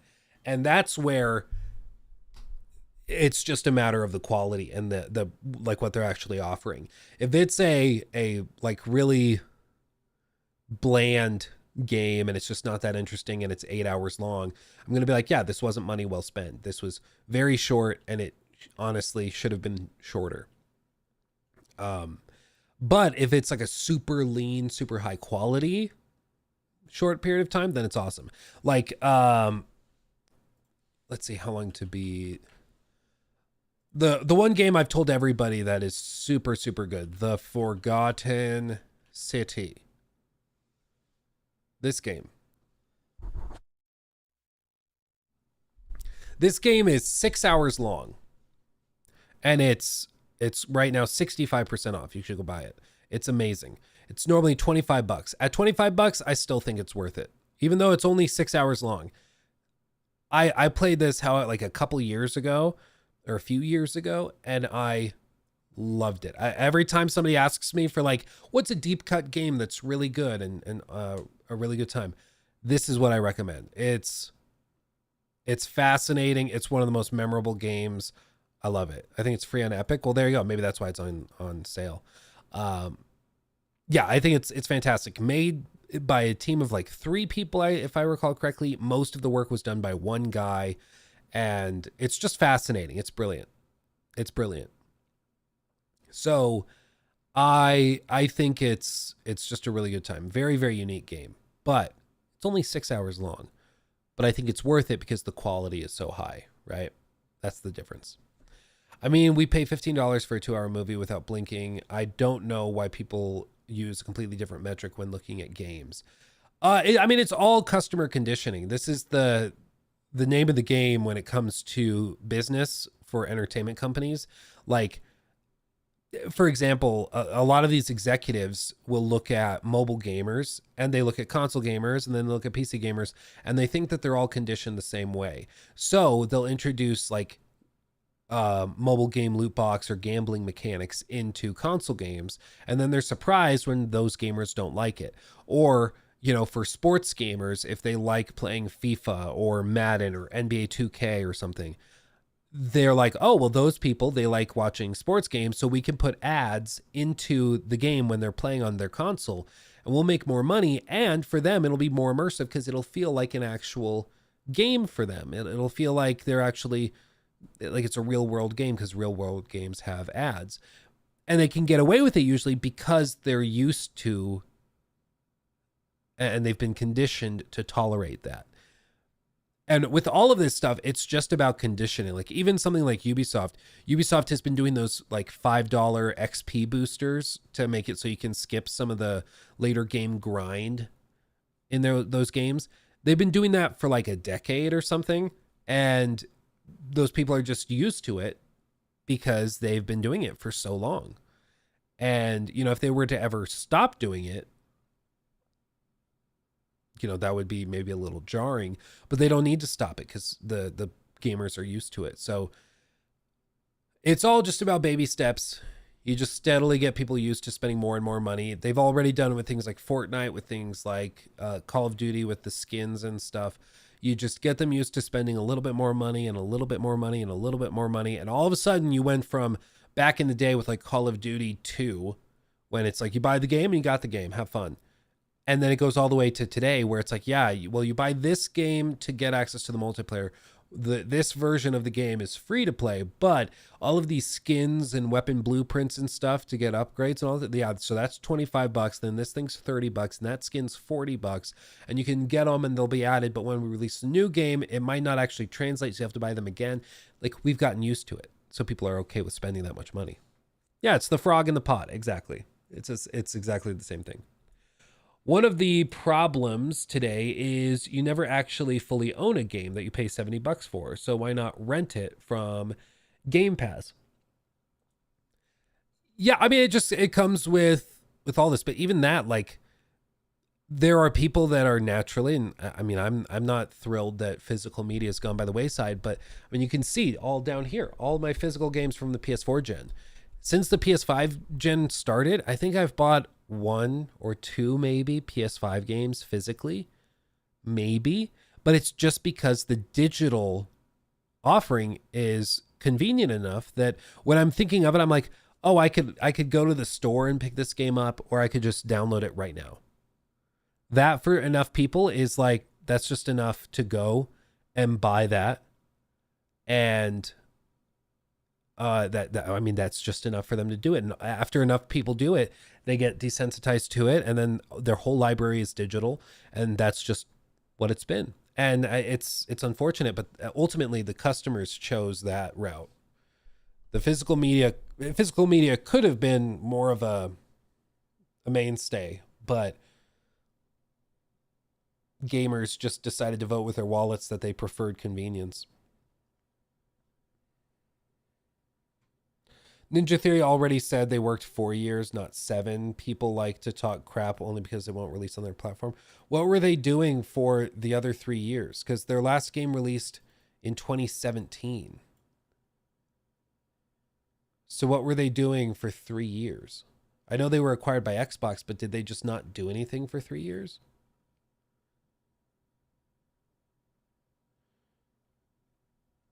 If it's PlayStation exclusive, I always order physical, especially if there's a nice edition like Rebirth had. On PC, it's kind of pointless now. Yeah, PC, physical copies on PC have like never really been a thing, unfortunately. We're assuming there's a single dev team inside Ninja Theory. Ninja Theory is like 80 people. Ninja Theory is smaller than... Well, actually, it's about the same size Bethesda was when they made Fallout 3. Just bought Forgotten City, excited to play it. Yeah, Jimothy, you'll have to come and chat and let us know what you think of it. It doesn't take very long, but man, it has... I won't spoil anything, of course, but there is a moment where like I thought, I wonder if they thought of this.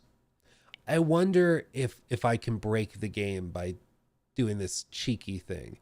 And they had thought of it. And it was brilliant. It was one of the coolest moments I've had in a game in a long time, where I thought I had outsmarted the game and I'd come up with this like really cheeky way of getting around a problem, and they had thought of it and put it in and had a whole unique thing for it. It was super, super cool.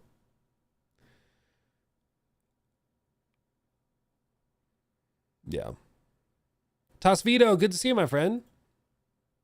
Do PC towers even have disk drives? Not anymore, no. You could still do it, honestly. Like, you could sell games with little thumb drives inside the box and plug it in. Thumb drives are stupid cheap now. So, like, if they wanted to do it, they could do it. But, again, it's like, would people even be doing that? Or would they just go on Steam and download it? Like, at this point, they would just go on Steam. My thing is, for $50, I can buy 3 months of Game Pass and just wait for a discount. Well, yeah, that's the other big thing, is that Xbox has accustomed people to just waiting for Game Pass, so people don't buy stuff. Luke, check out Deadfall Adventures. Looks similar to the upcoming Indiana Jones game from Indiana Jones. I think I did. Did I see a trailer for that? Let me open it up in this tab.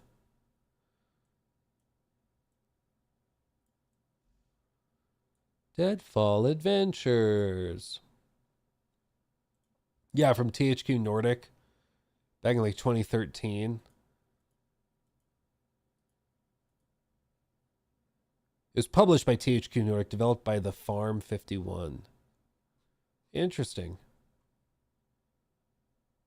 The top review I'm seeing is motion sickness warning. The game has awful head bob while walking and running. Thankfully, it can be turned off while walking, but you have to go into the game's config files and change it. That's funny. That's funny. Oh, that's right. They did do Bleeding Edge. Bleeding Edge, if you forgot. Bleeding Edge.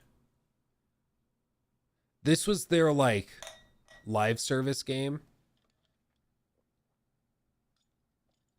And they ended support on it like a year later. Less than a year later. It launched on March 24th, 2020 and ended support January 28th of 2021.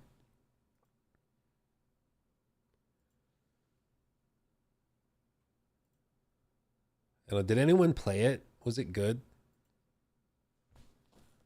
What the hell is even that? What the hell is even that? Okay, you guys can't tell my wife. That's a great way to start a story, right? You guys know me. I'm a big fan of candles. It's a bit of a problem. It's not really an addiction. I could stop at any time, but I really like candles. And Yankee Candle had a sale on like fall scents. Because I love like cinnamon, the Macintosh apple, all of those fall scents. So I ordered a bunch of them, like so many candles. I think I have like 30 on the way. And I'm going to put them in my closet. And then when fall comes, I'm going to like bring them out steadily. And I'm just, yeah, I got another one. It's fine. Yeah, because they're like 60, 70% off. I mean, that, like, I'd be stupid not to, right? Like, I love candles. But when fall comes, I'm not spending 35, 40 bucks on a single jar of a candle like that. No, I'm not doing that. But if you buy it in the spring or early summer, when those scents are not in, they give them to you for like stupid cheap. But 30? Yeah, yes. They're not going to go bad. I could keep those for 2 years. They are literally shelf stable. Like literally shelf stable. They'll be fine. Dollar Tree has some candle. How dare you, Hammer Fist, comparing Yankee Candle to dollar store candles? How dare you? How dare you? Yeah. Ban anyone trying to tell me Yankee Candles aren't great. Ban anyone trying to do that. Dude, yeah, the candle guy in an apocalypse. Dude, I'd be the guy. Everyone else would be screaming and crying because they have no way of lighting anything in their house.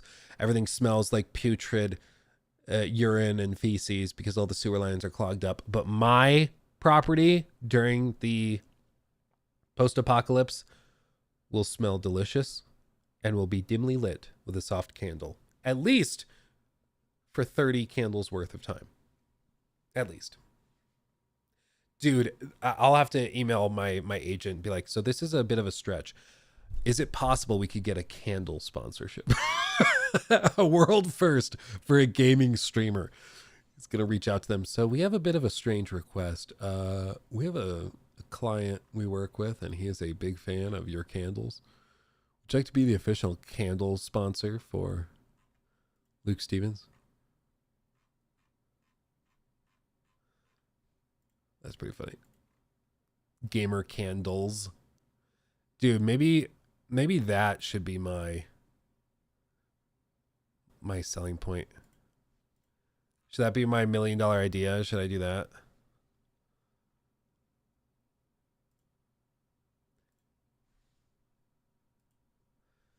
What is this? We're supposed to meet by the tree. Oh, wait. Cinema? Cinema Sacrifice? Yes. Are you... Oh, hi, I'm Kenway. Would you like to hear some of my enemy expressions? Sure. Okay. Hey, you, don't go in that door. That's like an NPC line. I'm just improvising it here. Hey, I said don't go in that door. You know, because you like to get variants, right? Yeah. Hey, you, don't go in that door. They're kind of all similar. Well, I'm just assuming you're trying to open a door or something. But I have variants like, hey, don't pick up that rock. Where do you see this company in like 5 to 10 years?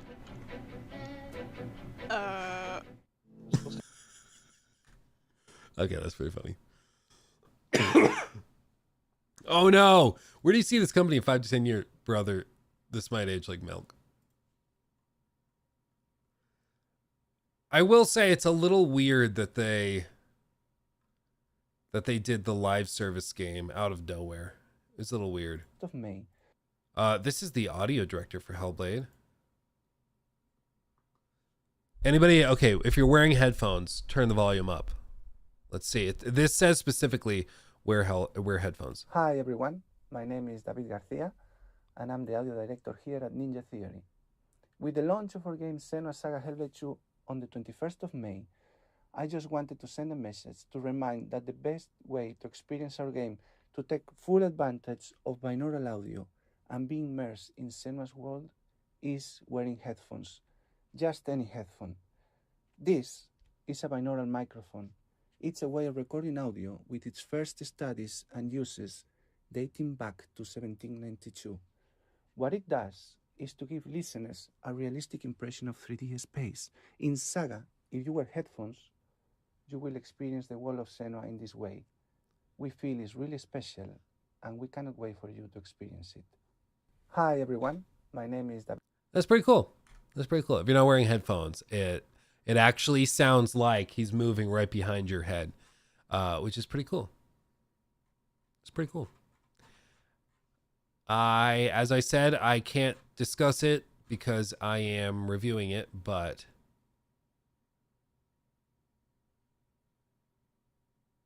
I mean, we will get there. Time will tell.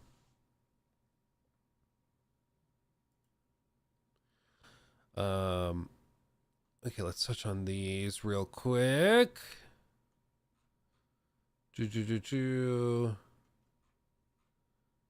And okay. New segment. Okay. So, quickly, Take-Two's earnings call was yesterday. A lot of people were actually kind of hoping that they would announce like more GTA 6 stuff. People were like coping hardcore. They're definitely going to release another trailer. They're going to release screenshots or gameplay or something. And nothing happened. Like it just nothing happened. The earnings call happened. They went through a bunch of stuff, and Detective over on Twitter/X did a fantastic rundown of what happened. So GTA 6 moved from early 2025 to fall of 2025. They said they felt really good about fall of 2025 for GTA 6, meaning delays are not likely, but also bear in mind, they said they felt really good about early 2025. So I would not put too much confidence in that. But every Rockstar game like ever has been announced for a set date and then delayed by 6 months to a year, maybe a little bit more. So none of this is surprising. I think we all were braced for this to happen anyway, so it's nothing really surprising. Take-Two is confident Rockstar will deliver an unparalleled entertainment experience with GTA 6. Confidence in the final product continues to increase. You would hope. Can you imagine if they had the earnings call? They're like, yes, as we continue development, we are losing hope, and we are definitely, we would say our confidence is decreasing. that would be a bad idea. That would be bad. So they're not saying that. Confidence is increasing. Beyond that, more info from GTA 6 will arrive from Rockstar in due time. Honestly, they probably just do nothing until early next year. Maybe one more trailer around December, but that might be it. Take-Two expects billions less in net bookings for fiscal year 25 as GTA 6 is expected to release in fall of 25, which means that their fiscal year ends in March, I believe. So they're basically just saying, yep, it'll be in fiscal year 2025 or fiscal year 2026 instead of fiscal year 2025, which makes sense. GTA 5 has sold 200 million units, which is crazy. 200 million units. That puts it up 5 million units from last quarter. 5 million more copies of GTA 5 sold in the last 3 months. 5 million. Like, I don't even know who is still buying copies of it. Like how on earth are people like, what? 5 million. To put that in perspective, the lifetime sales of Ghost of Tsushima is about 10 million. GTA 5, a game that's over a decade old, in 3 months is doing half of the numbers that Ghost of Tsushima did in its lifetime. It's wild. It's wild. Absolutely crazy. Yeah, it's kids. Well, a lot of it is like there's a new generation of gamers. There's streamers that are still doing GTA roleplay and stuff. So that's certainly a thing. But yeah, I mean, it's just GTA is just unbelievably huge. It's massive. Huge. Red Dead Redemption 2 has sold 64 million copies, up 3 million from February. So just in a single quarter, they're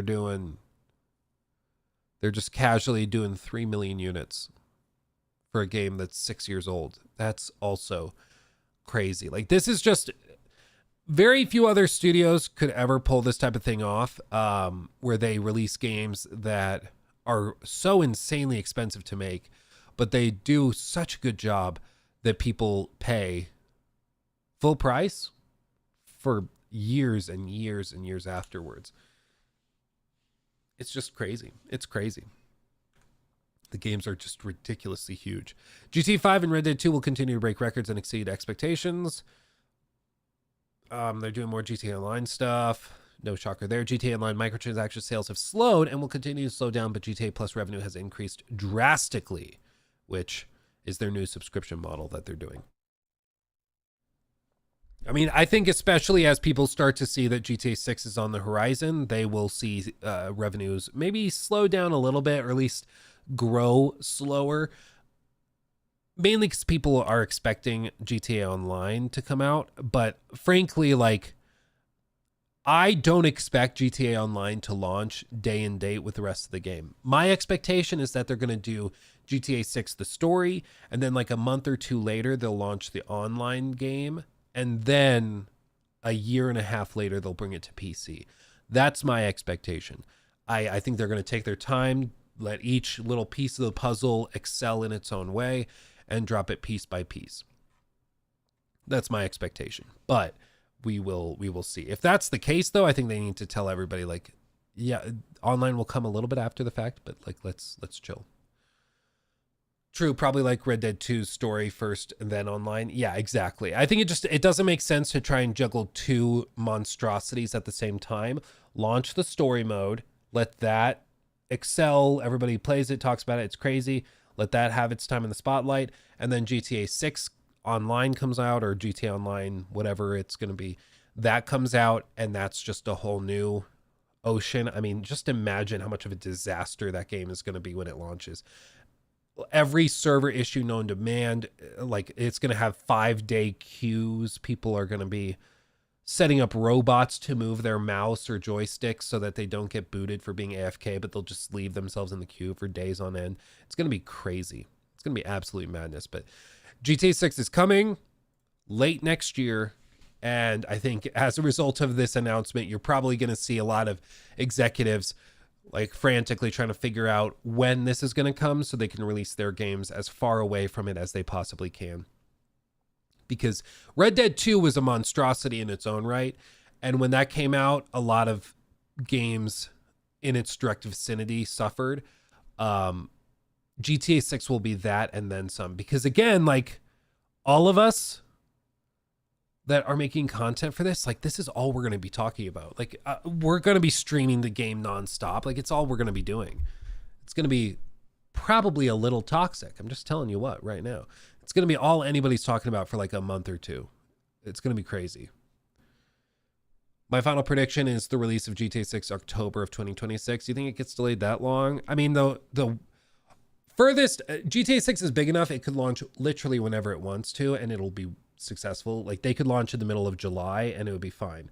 But I think they're definitely targeting maybe, I mean, it's obviously Q3 or Q4. It just depends on where it lands. But they say they're confident with fall of 2025, and so we'll see. We'll see. Bro, 2027 for PC. Yeah, it's like last time it took them what? Like, let me pull it up. Wikipedia, GTA 5.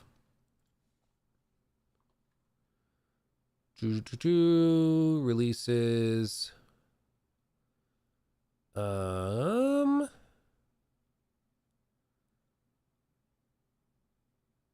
Okay, so they announced it in October of 2011.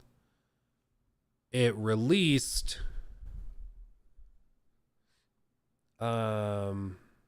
September 17th. Is that when it released? Of 2013? Yeah, September 17th. So September 2013, and then they brought it to PC, delayed until April of 2015. So it came like a year and a half later to PC. a solid year and a half later. So I wouldn't be shocked if GTA 6 comes out late 2025, it could be early 2027 that you get a PC version. Which is crazy. You can play it in between sessions of Elder Scrolls 6 during all the load screens. It'll be great. It'll be great. Use that Xbox game swap or whatever it is that they call it, and you just swap between GTA 6 and Elder Scrolls 6. And that'll be great. It'll be awesome. Yeah. Yeah, Norcat's trolling in chat is immaculate. It always gets somebody. Yeah, no, Norcat's pretty good at it. I'm going to be real. Sometimes it's a little heavy-handed. Sometimes it's like, what was the one you said the other day that was pretty funny? It was like, I think you said Vikings are too woke for me or something when we were talking about Hellblade. And like that was funny. But then sometimes it's subtle enough that you get someone and it's pretty funny. It's pretty funny. Actually, how are Vikings woke? That's ridiculous. Got him. Got him. Yeah, all you need is an Xbox and an iPhone. PC and PlayStation are dying. Yeah, exactly. Also, it looks like there have been visual improvements made to the Hellblade game since it was announced in 2021. So this was something they revealed through their social media. You can see they've changed the angles a little bit. They've also removed some people, moved them around. So Senua is now the only one standing in this scene, except for this guy in the background. These people are gone or have moved. The lighting is much warmer.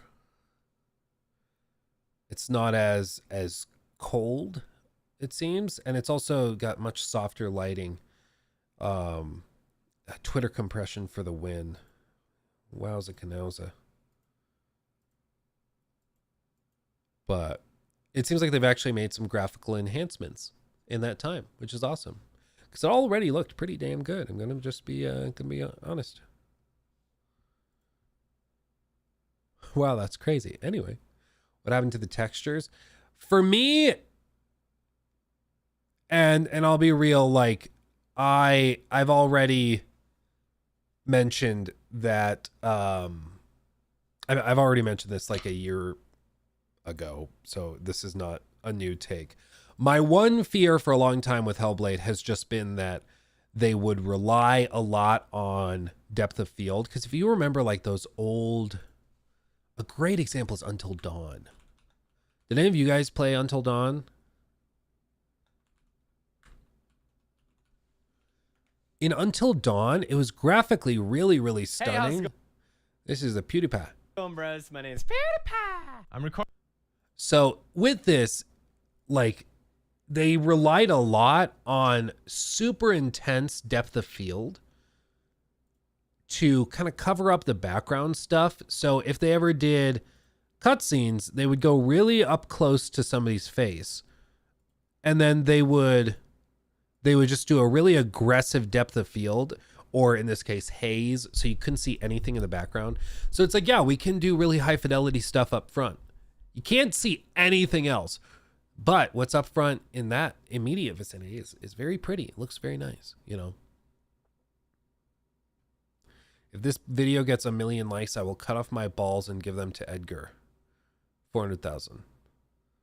Dodged a bullet there.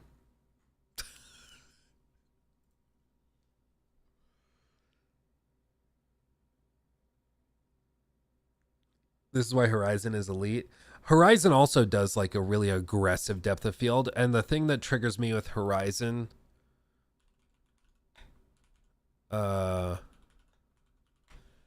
is their unique lighting that they do during cutscenes. Like it really triggers me way more than it should. So like this. Every time you enter a cutscene in Horizon Forbidden West, it goes into a separate lighting stage, basically. So they have a little lighting rig that they kick on during cutscenes. So you get the really cinematic lighting, even if it doesn't directly align with the scene. And it always makes everything look too beautiful. It triggers the crap out of me. Because you'll be in like a setting like this. Where is this fill light coming from? Where's the backlight coming over here reflecting this? Because you see this shot? All that's happening in this scene is that there is the sun over here shining in. And you can see the shadows casting. Okay, that looks right. You can see the harsh shadows on these objects. I get it. Why is this side of the face so filled in and so filled in? And then you see the backlight. This backlight. Like this right here. Okay, so I have a key light, and then I have the hair light above me back here. It's actually just outside of frame. It's on a little mount. So it's right up there, and it lights up my hair. And then sometimes I have a back fill light. So you have a light over here. Just a second. Turn it on. Turn it on. Where's the switch? Just a second. There you go. Okay, so this light. And you see when I'm sitting here, that light now is lighting the back of this and this cheek. So you can see the shadow casting from it. Okay? That's because I have a studio light set up.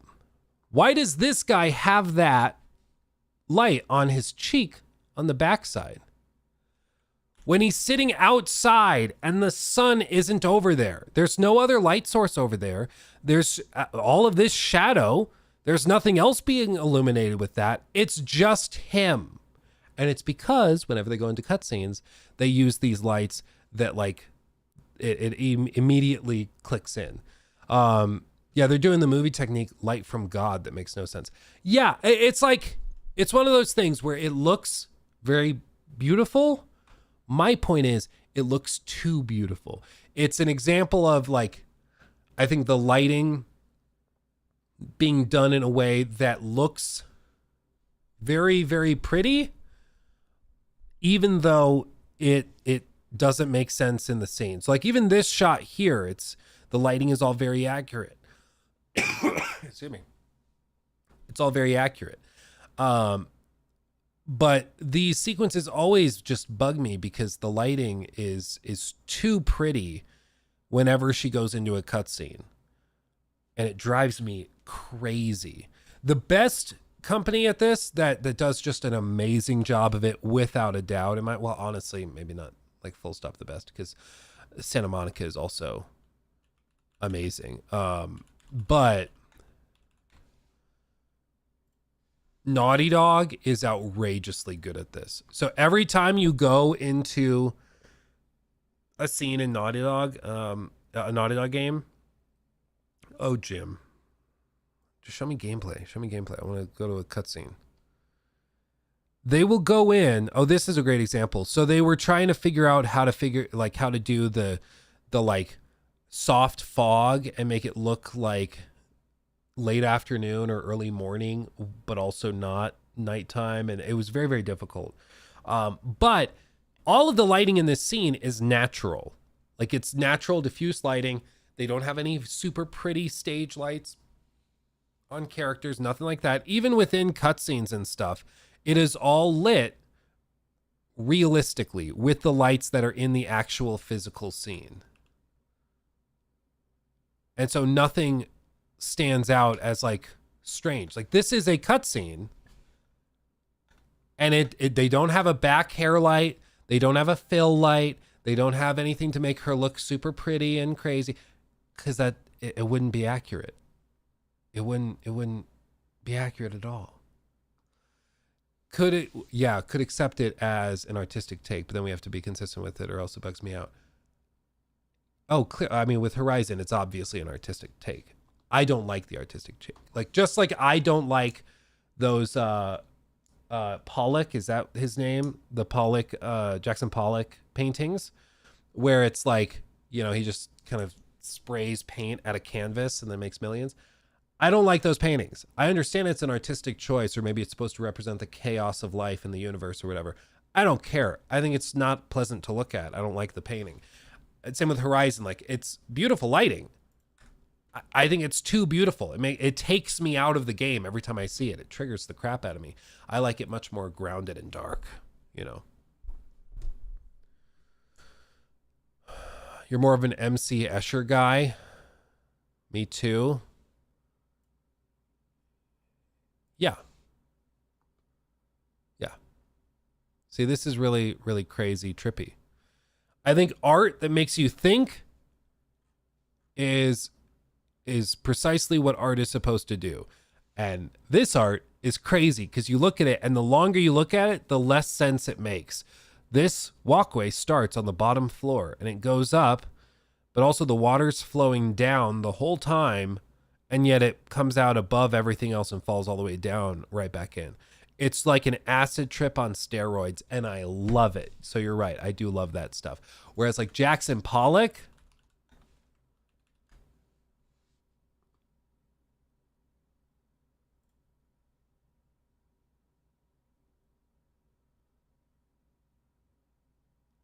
like seriously? Seriously? Like,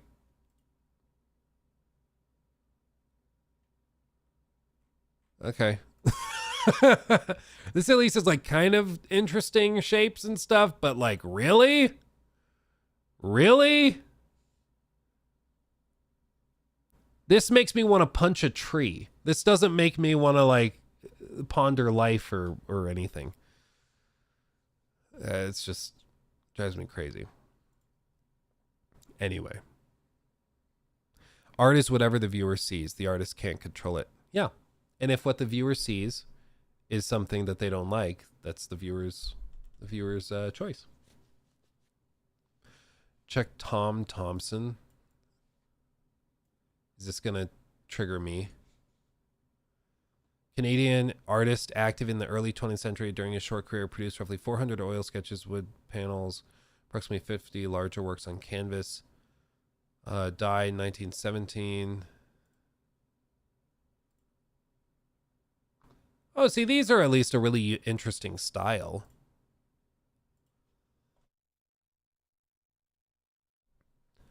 Yeah, these are at least a really interesting style.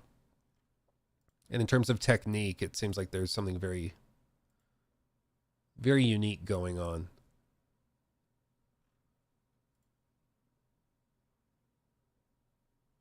Yeah, really interesting. Those are cool.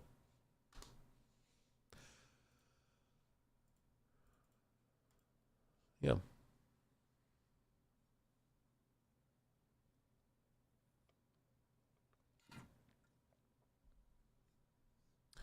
I don't know who this Rorschach guy is or why he keeps pinning images of my childhood trauma. What's his deal? How does he know so much about me? Also, little tidbit. They sent out a little post. Godwin, Omen Horns. Godwin is twin brother to Moog and Morgott. Little tidbit to Shadow of the Air Tree. And they've spent 2 years working on this. I actually just, like the other day, started a new run of Elden Ring. Because I was like, I want to have a fresh save for this DLC. So I'm going to start going through it. Did you know that game still has problems on PC? Like, it still has problems on PC with stuttering like crazy. Apparently, like, the community has whittled it down to problems with the DRM, like the de novo stuff or whatever that's in it. Or maybe the anti-cheat. I forget what they said it was. But it was one of those two.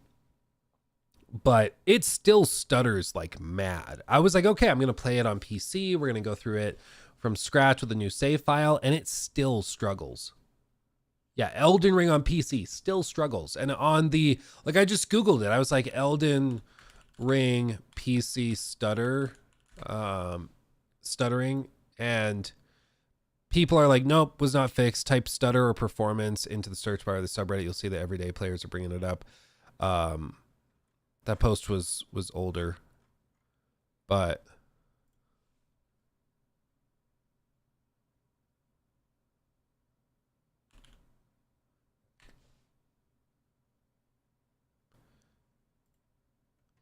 oh, like even that.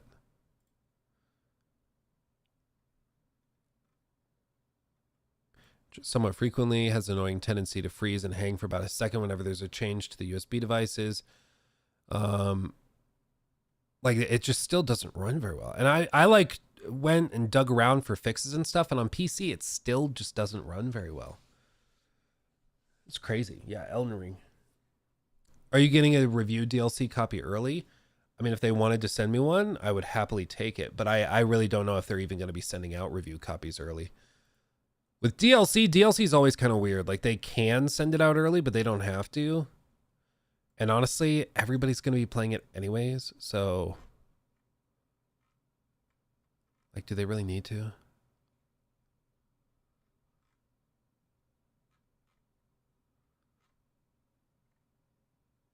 So, I don't know. I don't know.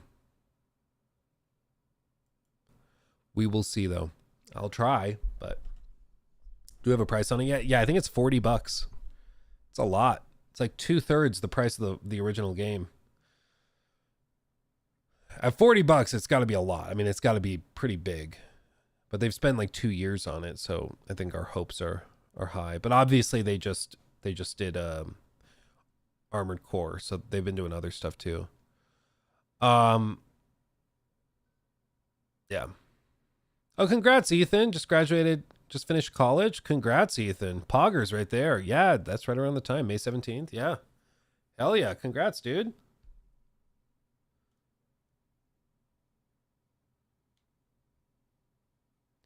Yeah, guys, that candle order, yeah, that candle order, it's coming in 5 boxes. They just sent me the text to be like, yep, it's on the way.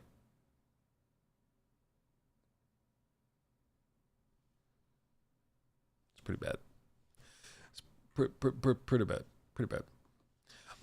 George says Ghost of Tsushima is out on Steam. It is. I posted a video on the main channel this morning about it.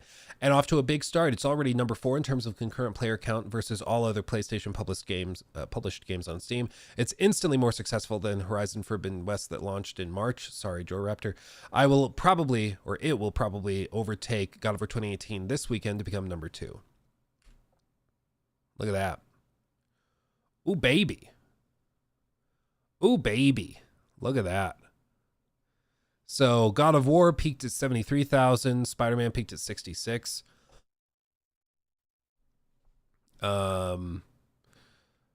Forbidden West and Zero Dawn. Yeah, Forbidden West peaked at 40,000. I know some people love Horizon. I just think I think the numbers are pretty clear and pretty clearly demonstrate that it's like... It's a visual showcase game. It does a really good job of flexing what games can do, but it just doesn't seem to win over a lot of more casual or outside gamers, basically. Oh, geez, everybody, I'm so sorry.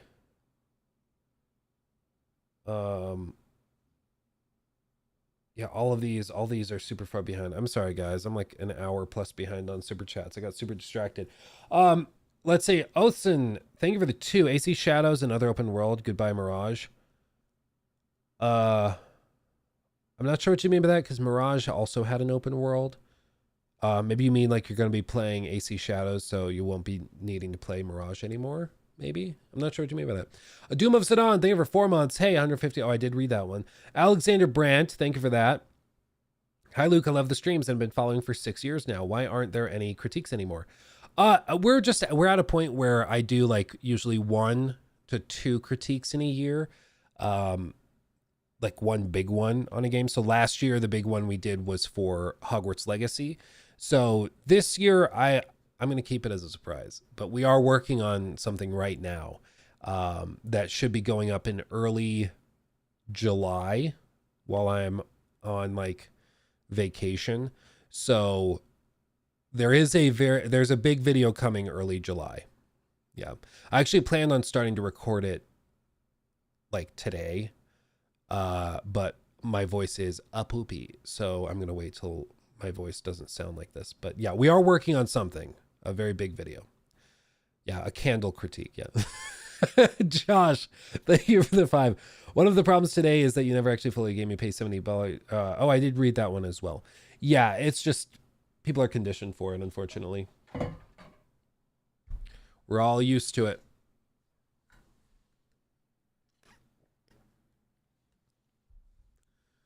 Let me guess, Suicide Squad. Dude, I don't even know how you would do a video that's over like an hour long on Suicide Squad. I really don't know. I really don't know. Maybe that's a challenge. Maybe I should do that. I'm going to try to talk about Suicide Squad for an hour.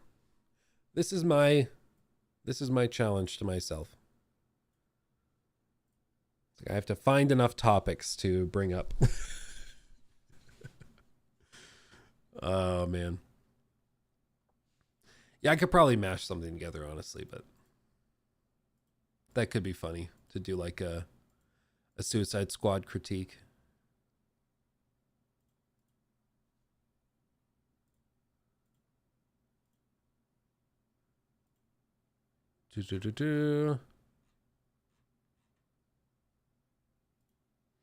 Mulus, thank you for the 5. Tom Henderson tweeted that AC Shadows pre-orders are really strong. Once again, gamers prove that Ubisoft pricing works.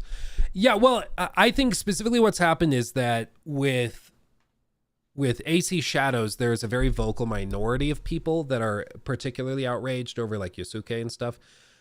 But those people were never going to buy the game, so I don't think it's affecting pre-orders or anything like that. The people that play a lot of Assassin's Creed stuff, the people that play Ubisoft games, they're pre-ordering, having a great time, and they're just not telling anybody, and they're just keeping it quiet on social media because they don't want to be bullied. So I think there's that. Other than that, I think that like I was trying to figure out why all of a sudden people are freaking out over the like $70 version, $100 version, $130 version.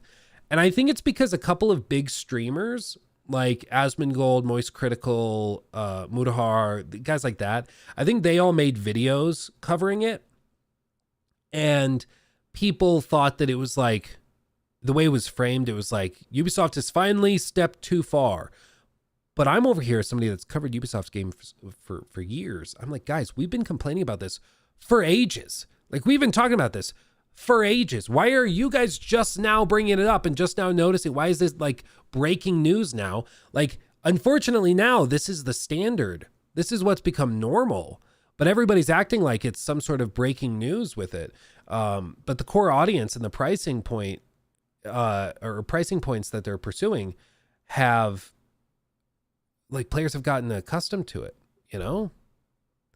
And that's the unfortunate thing is like, for all of us, pre-ordering when we haven't even seen gameplay is ridiculous. Like, I don't think you should pre-order full stop, but if you're going to pre-order, at the very least, wait until you've seen the game. You haven't even seen gameplay. You don't even know what you're buying yet, other than like what the box art will look like. And people are still pre-ordering it. Tom Henderson's reporting that the numbers for pre-orders with AC Shadows is actually stronger than expected. Like it's doing very, very well. So for us, pre-ordering is just like outrageous and just stupid. But the core audience that Ubisoft's trying to sell to, they are accustomed to it. They're fine with it. And you better believe they're not pre-ordering the $70 version. They're pre-ordering the like 3-day early access $110 version. They're pre-ordering the $130 version. Like that's what they're doing, you know?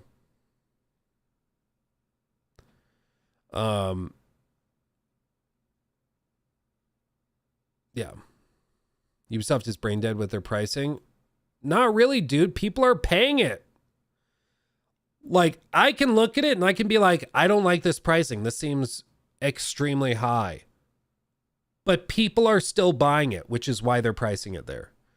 And it's going to be the same thing with like GTA 6. I mean, GTA 6, they'll probably have a $70 version, and then they're going to do like, 5-day early access for $110.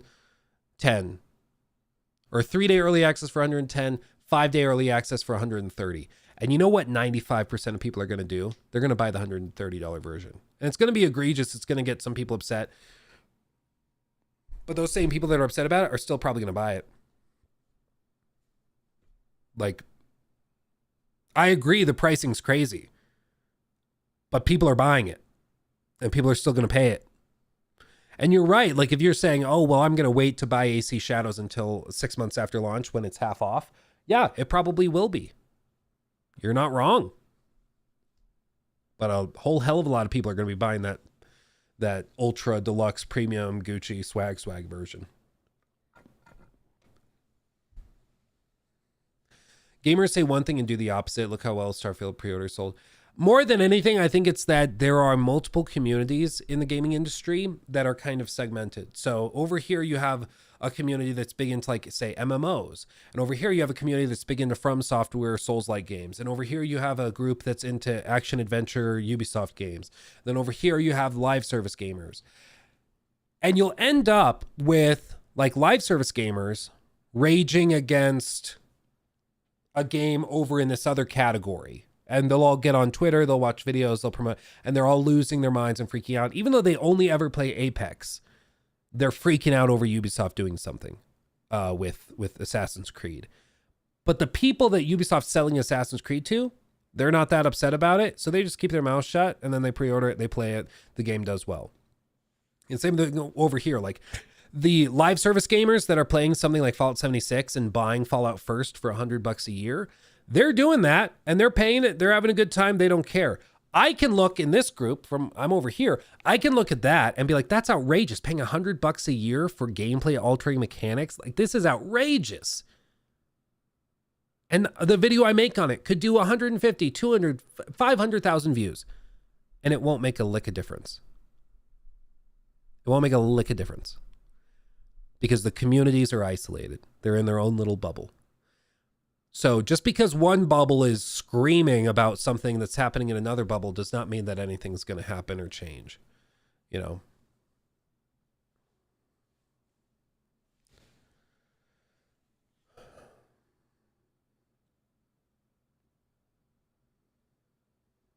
All Ubisoft stories now are just really morally good guy takes down the irredeemably morally bad guy or evil guy.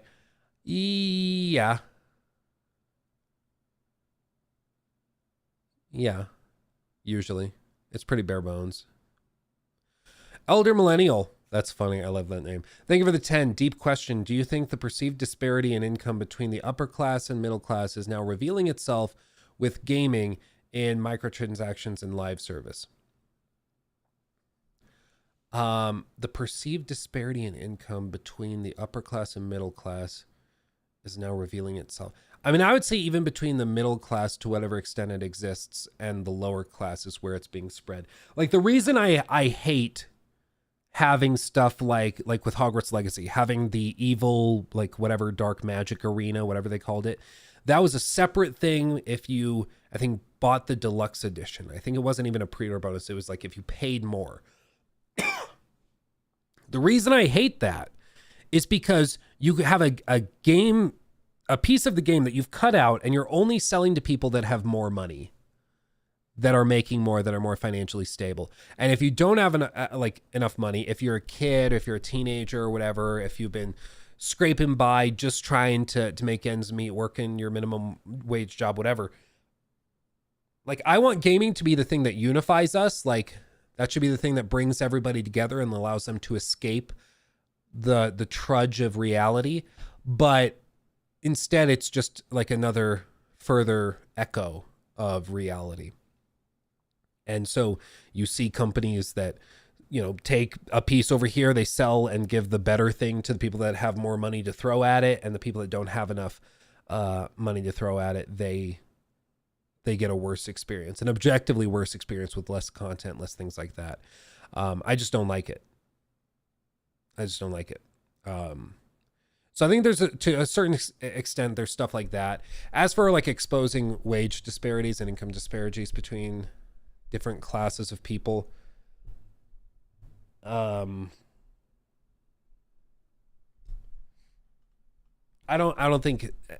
think some games are trying to like maybe play on that, but it always goes badly. Like that Fair Games thing, that entire game is based on the premise of, yeah, you're like young 20-somethings and you're going to go rob from a billionaire and share the wealth with the world. but it's being sold by a multi-billion-dollar company. You know, it's like it's always like painfully obvious what they're trying to do, you know. It's like, but you guys are the thing that you're saying is bad. Are you saying we should, like, are you saying we should pirate the game? Like, you know, you're like, what? It's been that way forever. A line that comes to mind: first class, that's what's wrong. It used to be a better meal. Now it's a better life. Oh, that's a good, I like that. Yeah. Yeah. And I just hate that gaming now echoes that same reality. Like, I want gaming to be the great unifier and the thing that allows us all to escape the frustrations of life, not to remind us of those frustrations. It's the same thing with Saints Row, that reboot. I said in my review of it, I was like, or not really review, my I tried of it. I was like, I play video games to not think about things like student loans or insufferable college students. Like I play games to get away from that part of reality. I don't want to boot up the game and then just hear constant reminders of student loan debt and how terrible everything. Like, it just doesn't make any sense. It's just so cringe, but they still think that no, it's relatable. You're supposed to go preach and then start snapping instead of clapping. That's the other thing. You guys ever want to trigger me? Snapping instead of clapping drives me crazy. Anyway, Mulus, thank you for the 10. Do you think GTA 6 will end up being bad for gaming? It will push what games are. However, Take-Two will monetize it more aggressively than anything else.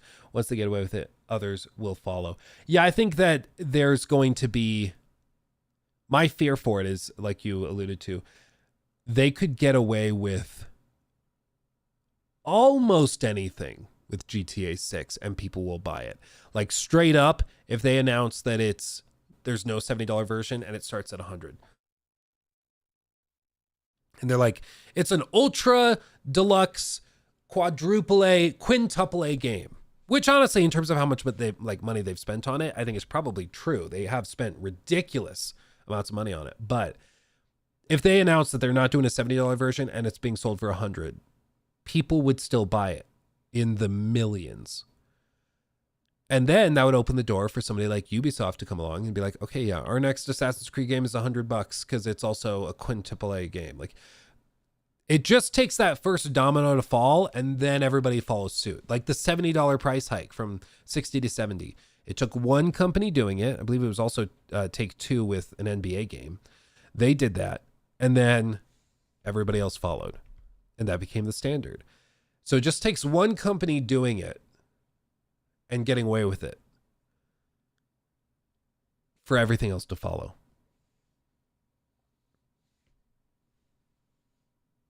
So I am worried about that for sure.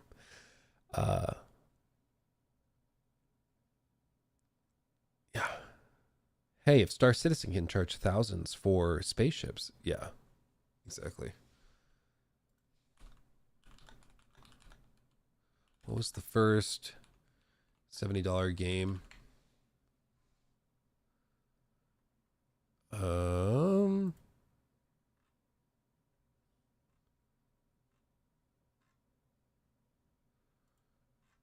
thought it was 2K, like 23 or something.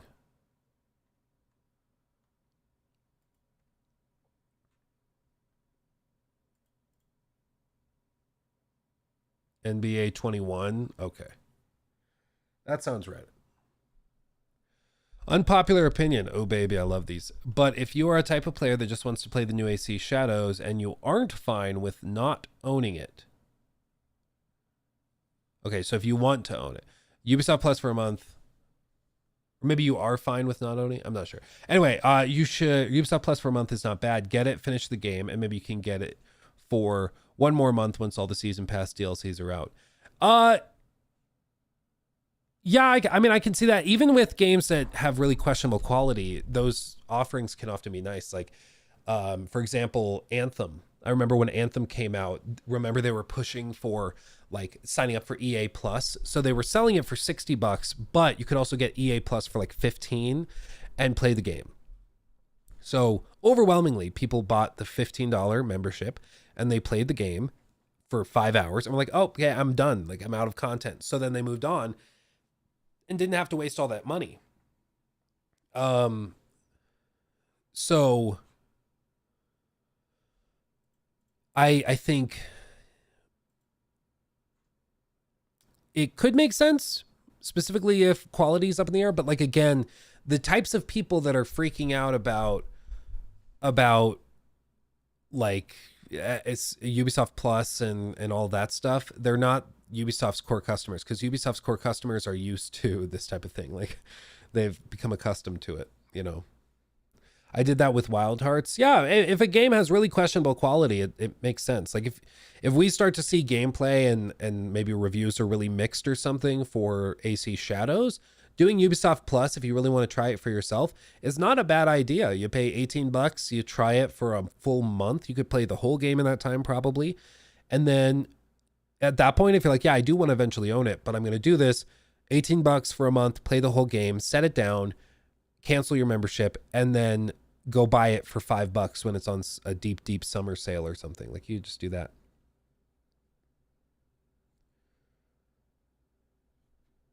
I think Ubisoft are under a Microsoft right now and should be.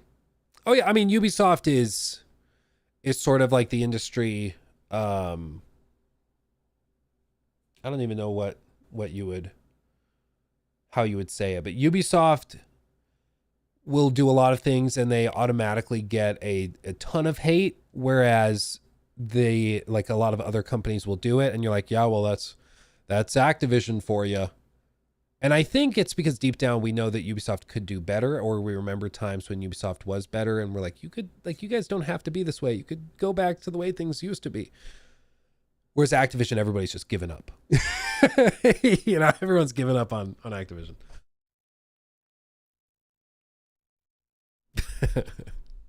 Everyone's like, oh no, nobody cares about Activision. Yeah, they're long gone. Long gone.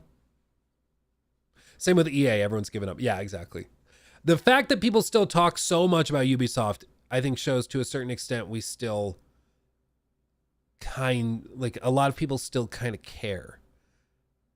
With EA, a lot of people have just given up. Same with Activision. But the fact that the reaction is so profound is pretty interesting to me.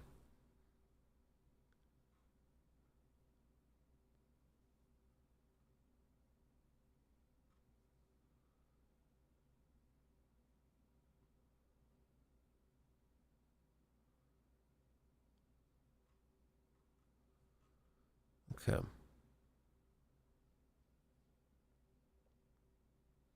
What's your opinion on Watch Dogs 2? Honestly, I didn't really connect with it. Watch Dogs has just always struggled as a franchise, and right now it seems like it's just totally on ice. Like, it's just sitting doing nothing right now after Legion. And I think it's, you know, it's interesting because I think the franchise always had potential, but the problem was they initially tried to frame it as a competitor to Grand Theft Auto, and it just was never going to be able to be that. And so I think they've just been fighting an uphill battle with it. Wasn't Legion solid? Legion was a really cool tech demo that didn't, like, it just didn't have what it needed to be a good game. Like, it was a cool concept, but they didn't find a way to make it fun or make it work as a video game. Which it seems like a really obvious thing and an obvious oversight, but that really is like what it comes down to. They just didn't really prepare those things they needed. Really interesting novel stuff, but it just didn't come together.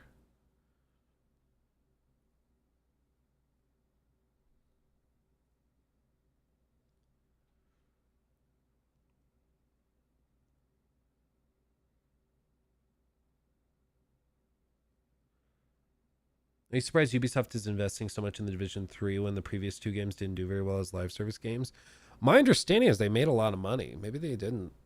Am I just making that up?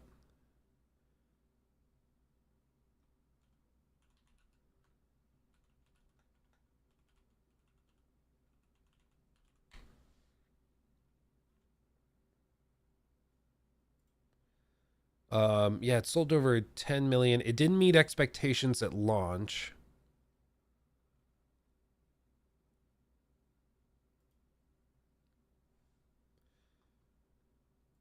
Division 2 sold 10 times as many copies on Uplay as the first game.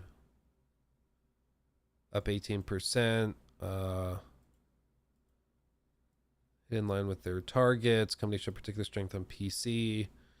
This is like 5 years ago, but still. It's crazy to think 2019 is 5 years ago. Jesus, dude. Jeez. Do you think Stephen King should make a game? I don't think he should make a game. I think if he wanted to...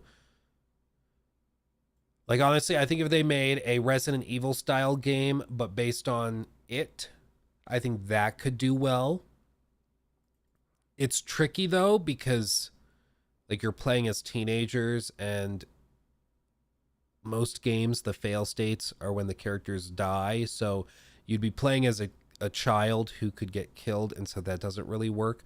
So you could probably have to do it as like the latter half of the book where they're adults and they come back to Derry. But I think that would be really successful. Like, imagine a super, super high production value It game. Like, I think that could do well. He should just write it like George R.R. Martin in Elden Ring. Yeah, he could do that. Just put his name on it. I don't know what company he would partner up with for it, but I mean, he could partner up with, like,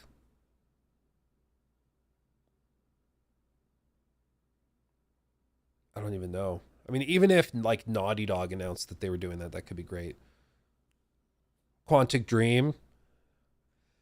I think writing for something like Quantic Dream for him would be very difficult because he's used to like the linear books and that's what he does. Doing something like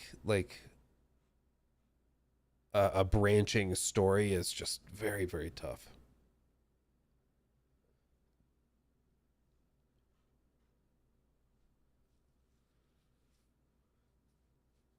Supermassive? Yeah, Supermassive. They could be good. Sometimes bad PR can hinder the limelight of nice titles. Avatar Frontiers Pandora is a good example of that. Yeah, well, I think it's also just Avatar as a franchise is built on a very particular, like, cinematic thing. Like, it's all about how do I even phrase it?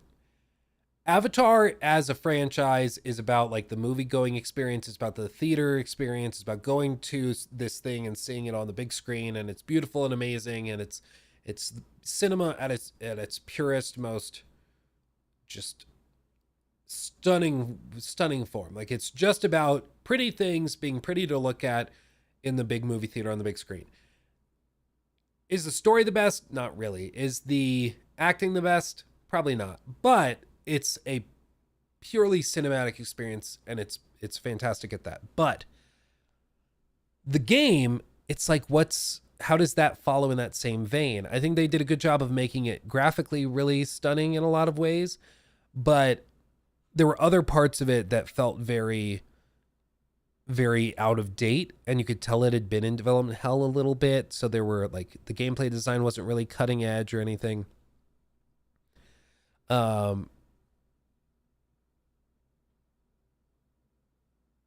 Yeah, the whole thing was just, I think as a concept, it didn't really line up.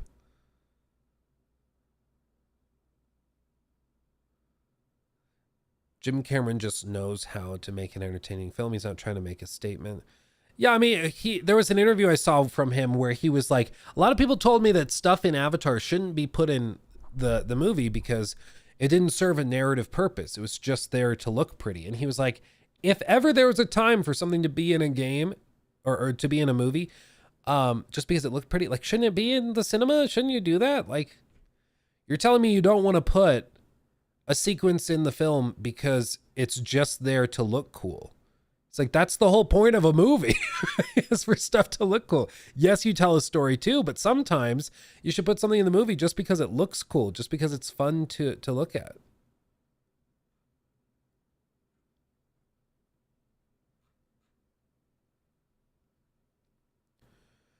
Avatar was pretty, but the name Unobtainium was pretty stupid. There's a lot of kind of stupid stuff about that, where it's like pretty try hard. Do you think Naughty Dog is revealing anything at the PlayStation Showcase next week? Been a hot minute since their last game. I really, really hope they have something, but it's not really. It's not really clear. Like it's really not really clear. I just think like they're working on something. They worked on the live service game for ages. I think obviously Santa Monica has been working on something. Cory Barlog's been working on something since like 2018, 19. So he probably has something to show, but I think they're going to pace themselves. But I'm hopeful. Because that could be something to really get some people excited. Even if it's not coming till next year, I think just something to be revealed would be great. Bully 2 or Bully Remake. Yeah, I just think Rockstar will only do it themselves, and I don't think they're going to do anything to mess with GTA 6. They're just letting all hands on deck. And that seems to be the case, is that all hands are on deck for that.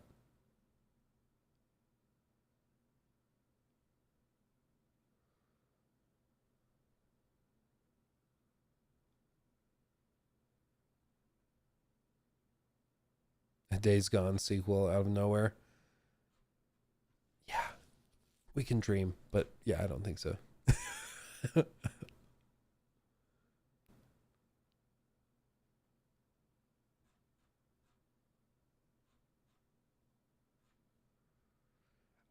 The Last of Us 2 leaker ever get in actual trouble? It wasn't clear from the doc.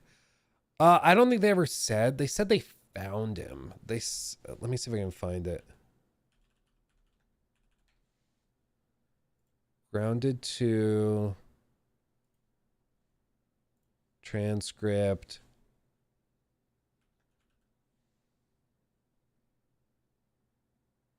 Let's see. Here's where they're talking about it. And to this day, they still can't. It was a traumatic experience for myself and many people on the team, and the kind of hate we got because of those leaks will stay with me forever. I will just say at the outset, I think the leaks, they did get a lot of hate for it, but they got hate for the leaks because people found out what was actually in the game. There were some things in the leaks that were just flatly untrue, like when they were saying that Abby was trans and stuff like that. But most of the rage was because people found out what was going to happen to Joel and how it was going to happen. And that's where the outrage came from. So it would have happened when you launched the game or when the leaks happened, to be clear, you know. And I can't even describe how angry I was of what the damage this person did to us. They should have photoshopped Neil's head on Ellie's strangling the leaker. That would have been funny. I want them punished in every sort of way. I wanted this to be this villain. And this person is like, you know, in their 20s or whatever. They live with their parents. And it's a fan. And then when we delayed the game indefinitely, this is what they said, is like, I wanted to force Naughty Dog's hand. I wanted to force them to release the game. So I thought if I just put out all the videos, eventually they'll put out the game, which again was never an option for us.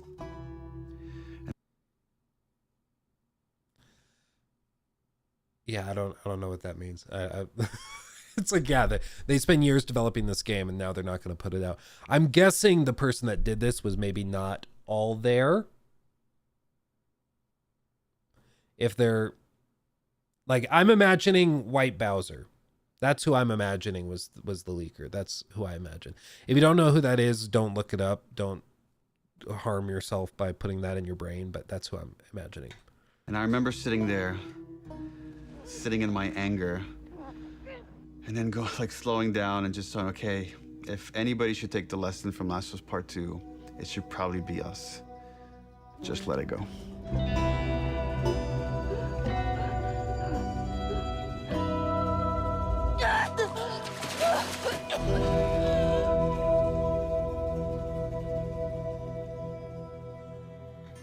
It was a guy in the Netherlands who apparently had severe mental issues. I mean, you have to not, like, you can't you can't be all there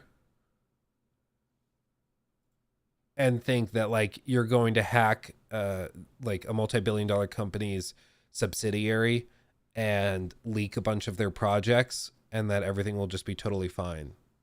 Like that's not how that works. So I imagine if you're in your 20s living at home and you're still thinking like that, something's a little off. You know. So people who hate The Last of Us 2 didn't get the lesson of The Last of Us Part 2. Yeah, I guess he's sort of saying that too. Yeah, if you're filled with rage and hatred over it, you should take the lesson from it. Yeah, I mean, fan is short for fanatic. That is true. That is true. I just hated the time skips in that game. Took me out of it too much. Yeah, without a doubt, pacing in The Last of Us Part 2 is a serious issue. It is difficult to make a game that's that dark that doesn't feel like a misery simulator. And it's true of any game where there are very dark themes and like a lot of intense emotion and drama. You have to really know what you're doing to level it out. It's why like Alan Wake 2 did a phenomenal job of this, where like they start with really serious long trudges of just misery, and then you're trying to hunt down like basically a serial killer and all this, and it's just horrible. It's horrible. And then they have like a whole musical number where they're all dancing and doing stuff. It's fantastic, you know? Yeah. But The Last of Us Part 2, there were some things where it's like, it just felt like, is this just trying to make me not want to play anymore? You know? Like, the whole game was just so miserable. And it's supposed to be, the story is supposed to be miserable, but it just made it so every time you booted it up, you're like, okay, this is going to be emotionally very taxing. Buckle up, something horrible is going to happen. And it's just, at some point, you kind of stop and it's like, why am I doing this to myself? You know? Like, it could be interesting, it could be satisfying or rewarding in some way. But at a certain point, if I'm playing a video game and I'm not enjoying myself at all, and it's just miserable, like, what are we doing? I never played The Last of Us, says Enigma on Twitch, but I know I won't play it. Let's see. I know I won't play it. Luke's review convinced me because he said basically it's not that bad, but it's an emotionally taxing game, and I don't want that. Yeah, I mean, it's a game that when it's over, you won't feel better than when you started. You will actually probably feel worse. And it's supposed to be like that. That's what they were trying to do. But I don't blame anybody for not wanting to experience it firsthand.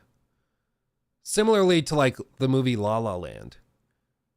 You're not going to probably feel better at the end of watching La La Land. You'll probably walk out of that experience feeling kind of hopeless. Like that, it's in the name, it's La La Land. But it's not for everybody, you know. Exactly, but I respect the game and the art. Yeah, and that's why like some games are like calling them a video game is perhaps reductive because they're almost trying to be more than that. They're trying to do something bigger. Like a great example is the original Hellblade: Senua's Sacrifice.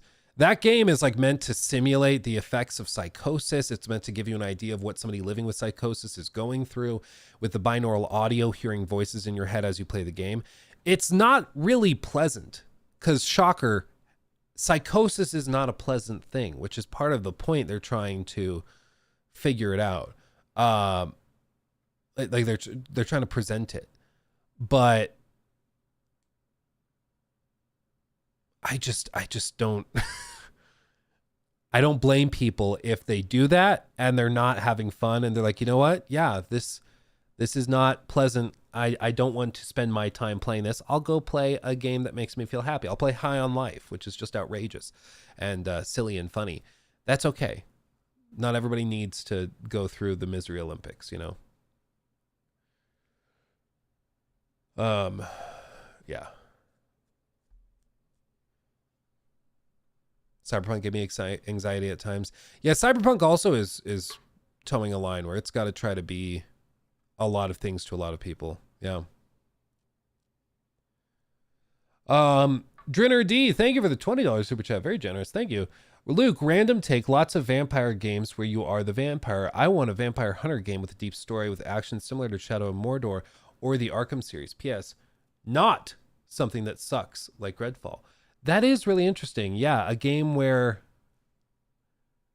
like Shadow of Mordor, where you're hunting vampires. What about this? Let me pitch this. What if we did like Order 1886,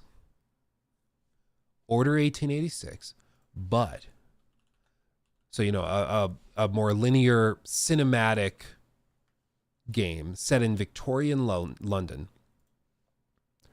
Order 1880. I just want gameplay. Yeah, this is fine. So, a very cinematic game, and then you're going through Victorian London trying to solve like maybe the Whitechapel murders or something. But it turns out it's a series of like vampire attacks. And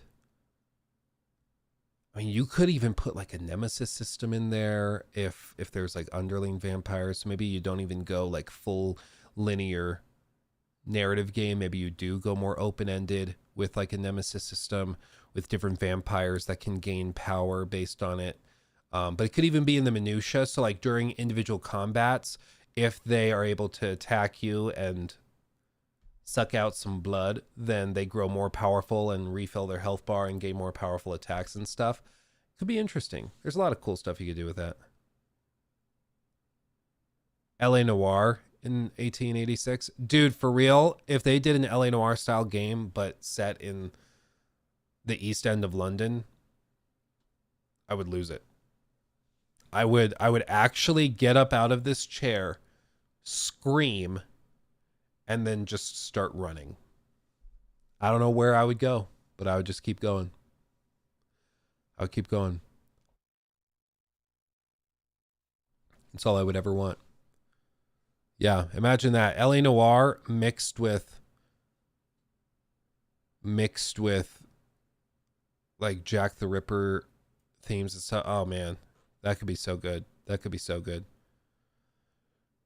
Because LA Noire already kind of did the serial killer thing as the finale questline that they did. So imagine if you did that similar outline where you're solving just kind of random petty thefts and crimes and stuff. And then you go and eventually the Jack the Ripper murders start happening. That could be crazy.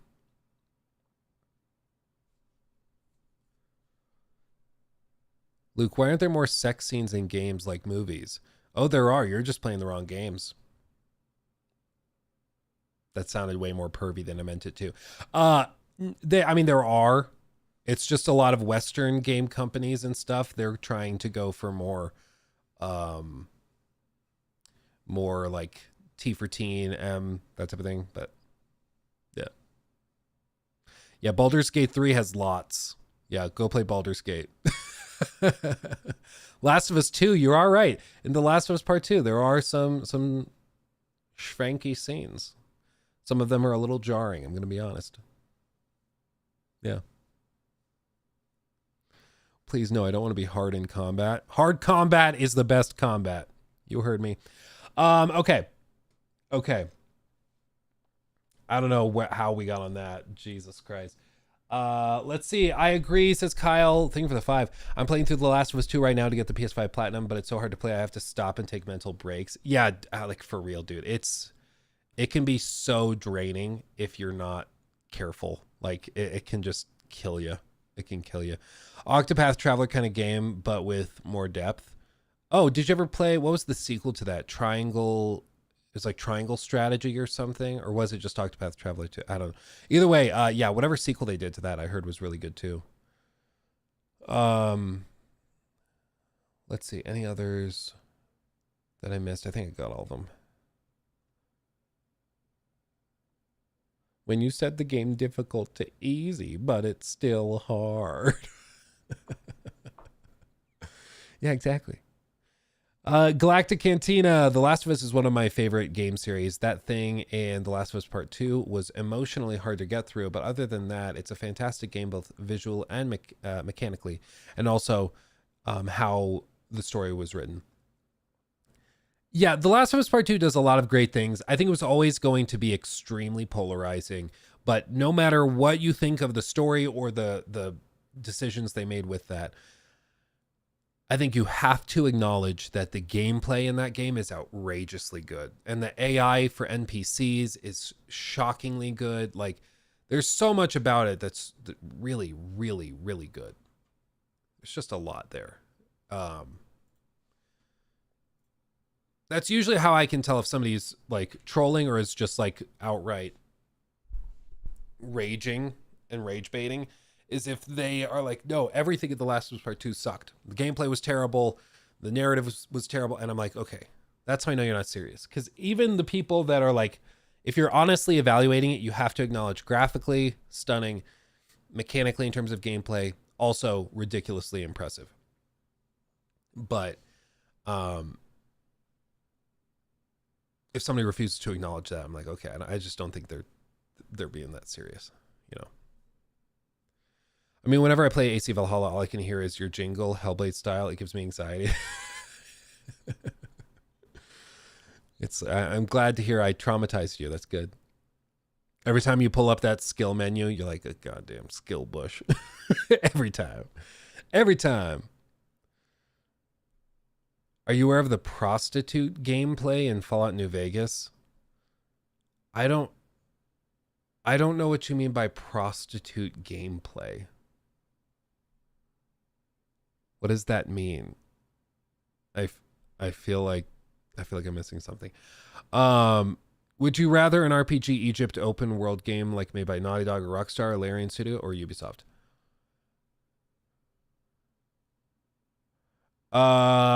For me, the ancient Egyptian stuff I would like for the open world exploration side of it. Origins did a really good job of recreating a lot of that. I mean, anytime I had a chance for Rockstar to make one of my dream games, I'd happily take that. Yeah. You can just sleep with a prostitute. It was in Fallout 3. Oh, you mean, okay. I thought when you said prostitute, I was like, where like you role play as a prostitute. Like, so I was imagining you outside of Gamora. Like you take off and unequip all your clothes and you just start emoting or something. I was like trying to imagine what that was supposed to be.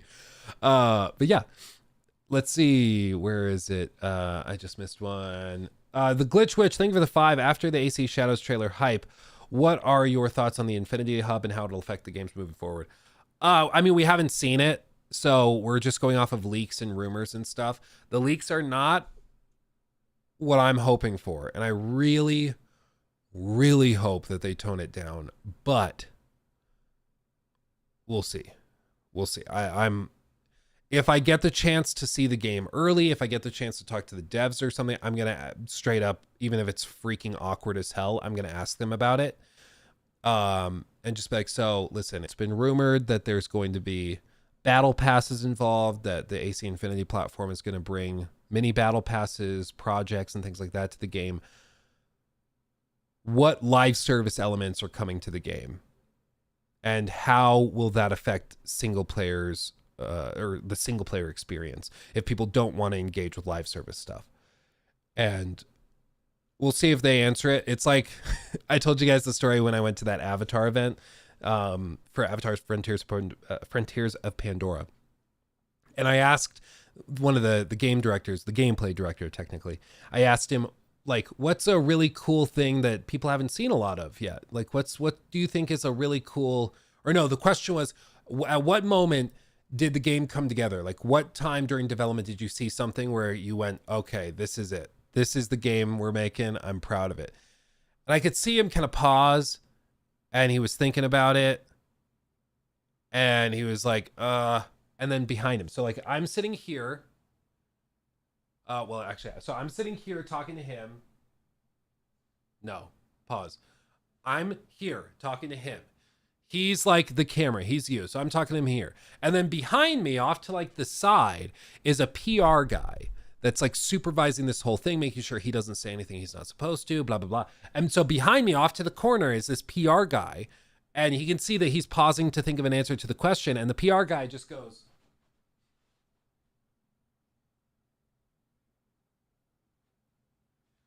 And the gameplay director, oh, the Ecrons. Yeah, the flying mount that you have. When I saw those, you know, that's when the game really clicked for me. And I didn't realize it immediately until Jacob, who was there with me, was like, did you see what he was doing when you asked him the question? I was like, not really. He's like, yeah, behind you, the PR guy started waving his arms to be like, talk about the Ecrons, talk about the flying thing. That's the answer. And so that's when I was like, okay, so these media interview events, they can't really say much of anything that they really want to say. They have to play the game. So it was a little stupid. At that point, I was like, okay, I can't really take seriously much of anything he said. Yeah, Jacob always looking out for you. Yeah, it was pretty funny. It was a good time. I wonder if I can show you. Let me show you the picture of when we got to LA. It was pretty funny. Let's see. It would have been November.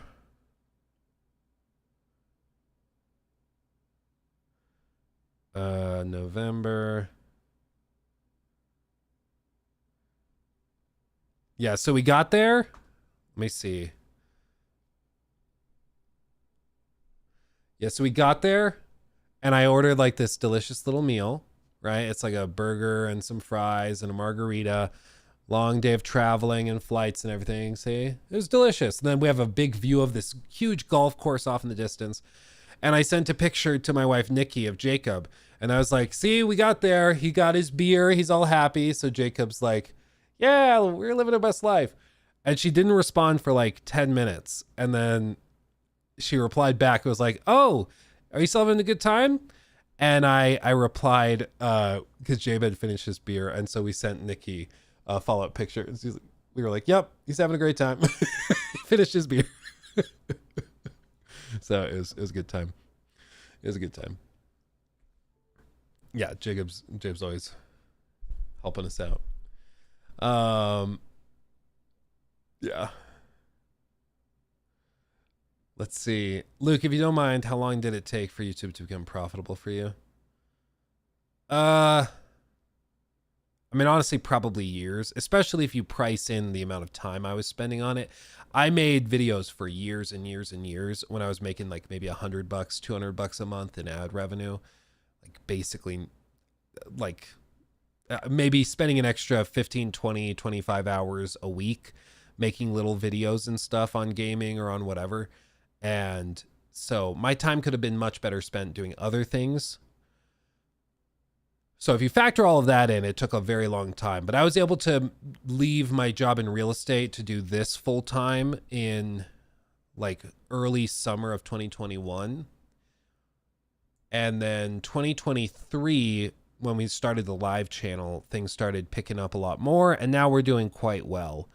And as I've said, you know, Jacob works for me. We have another editor that works full time for me. So we're doing pretty good, but yeah, it was a good time.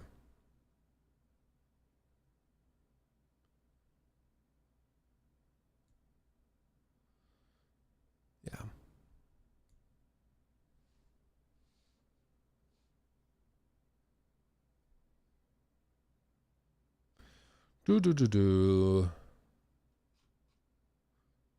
Okay.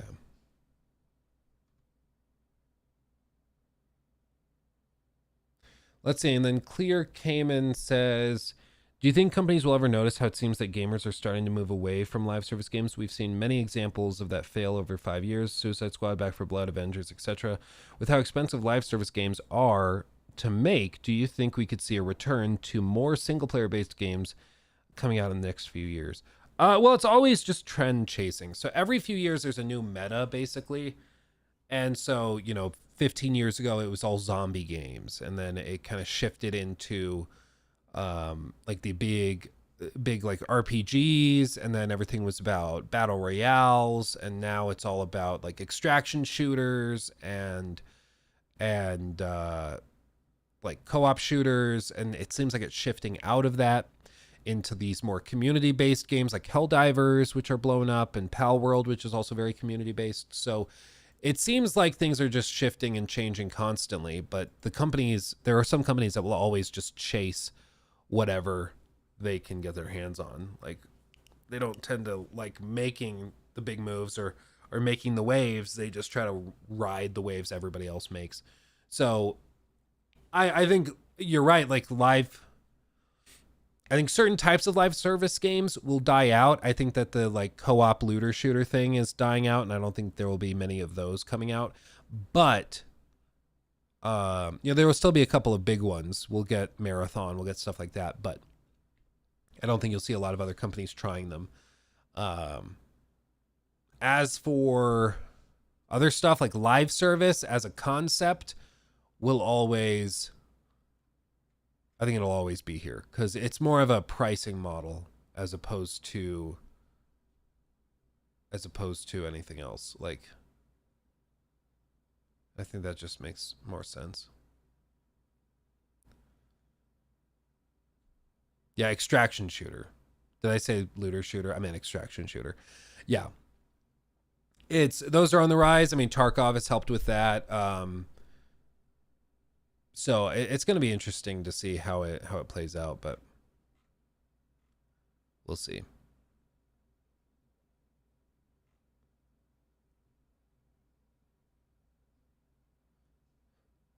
Yeah.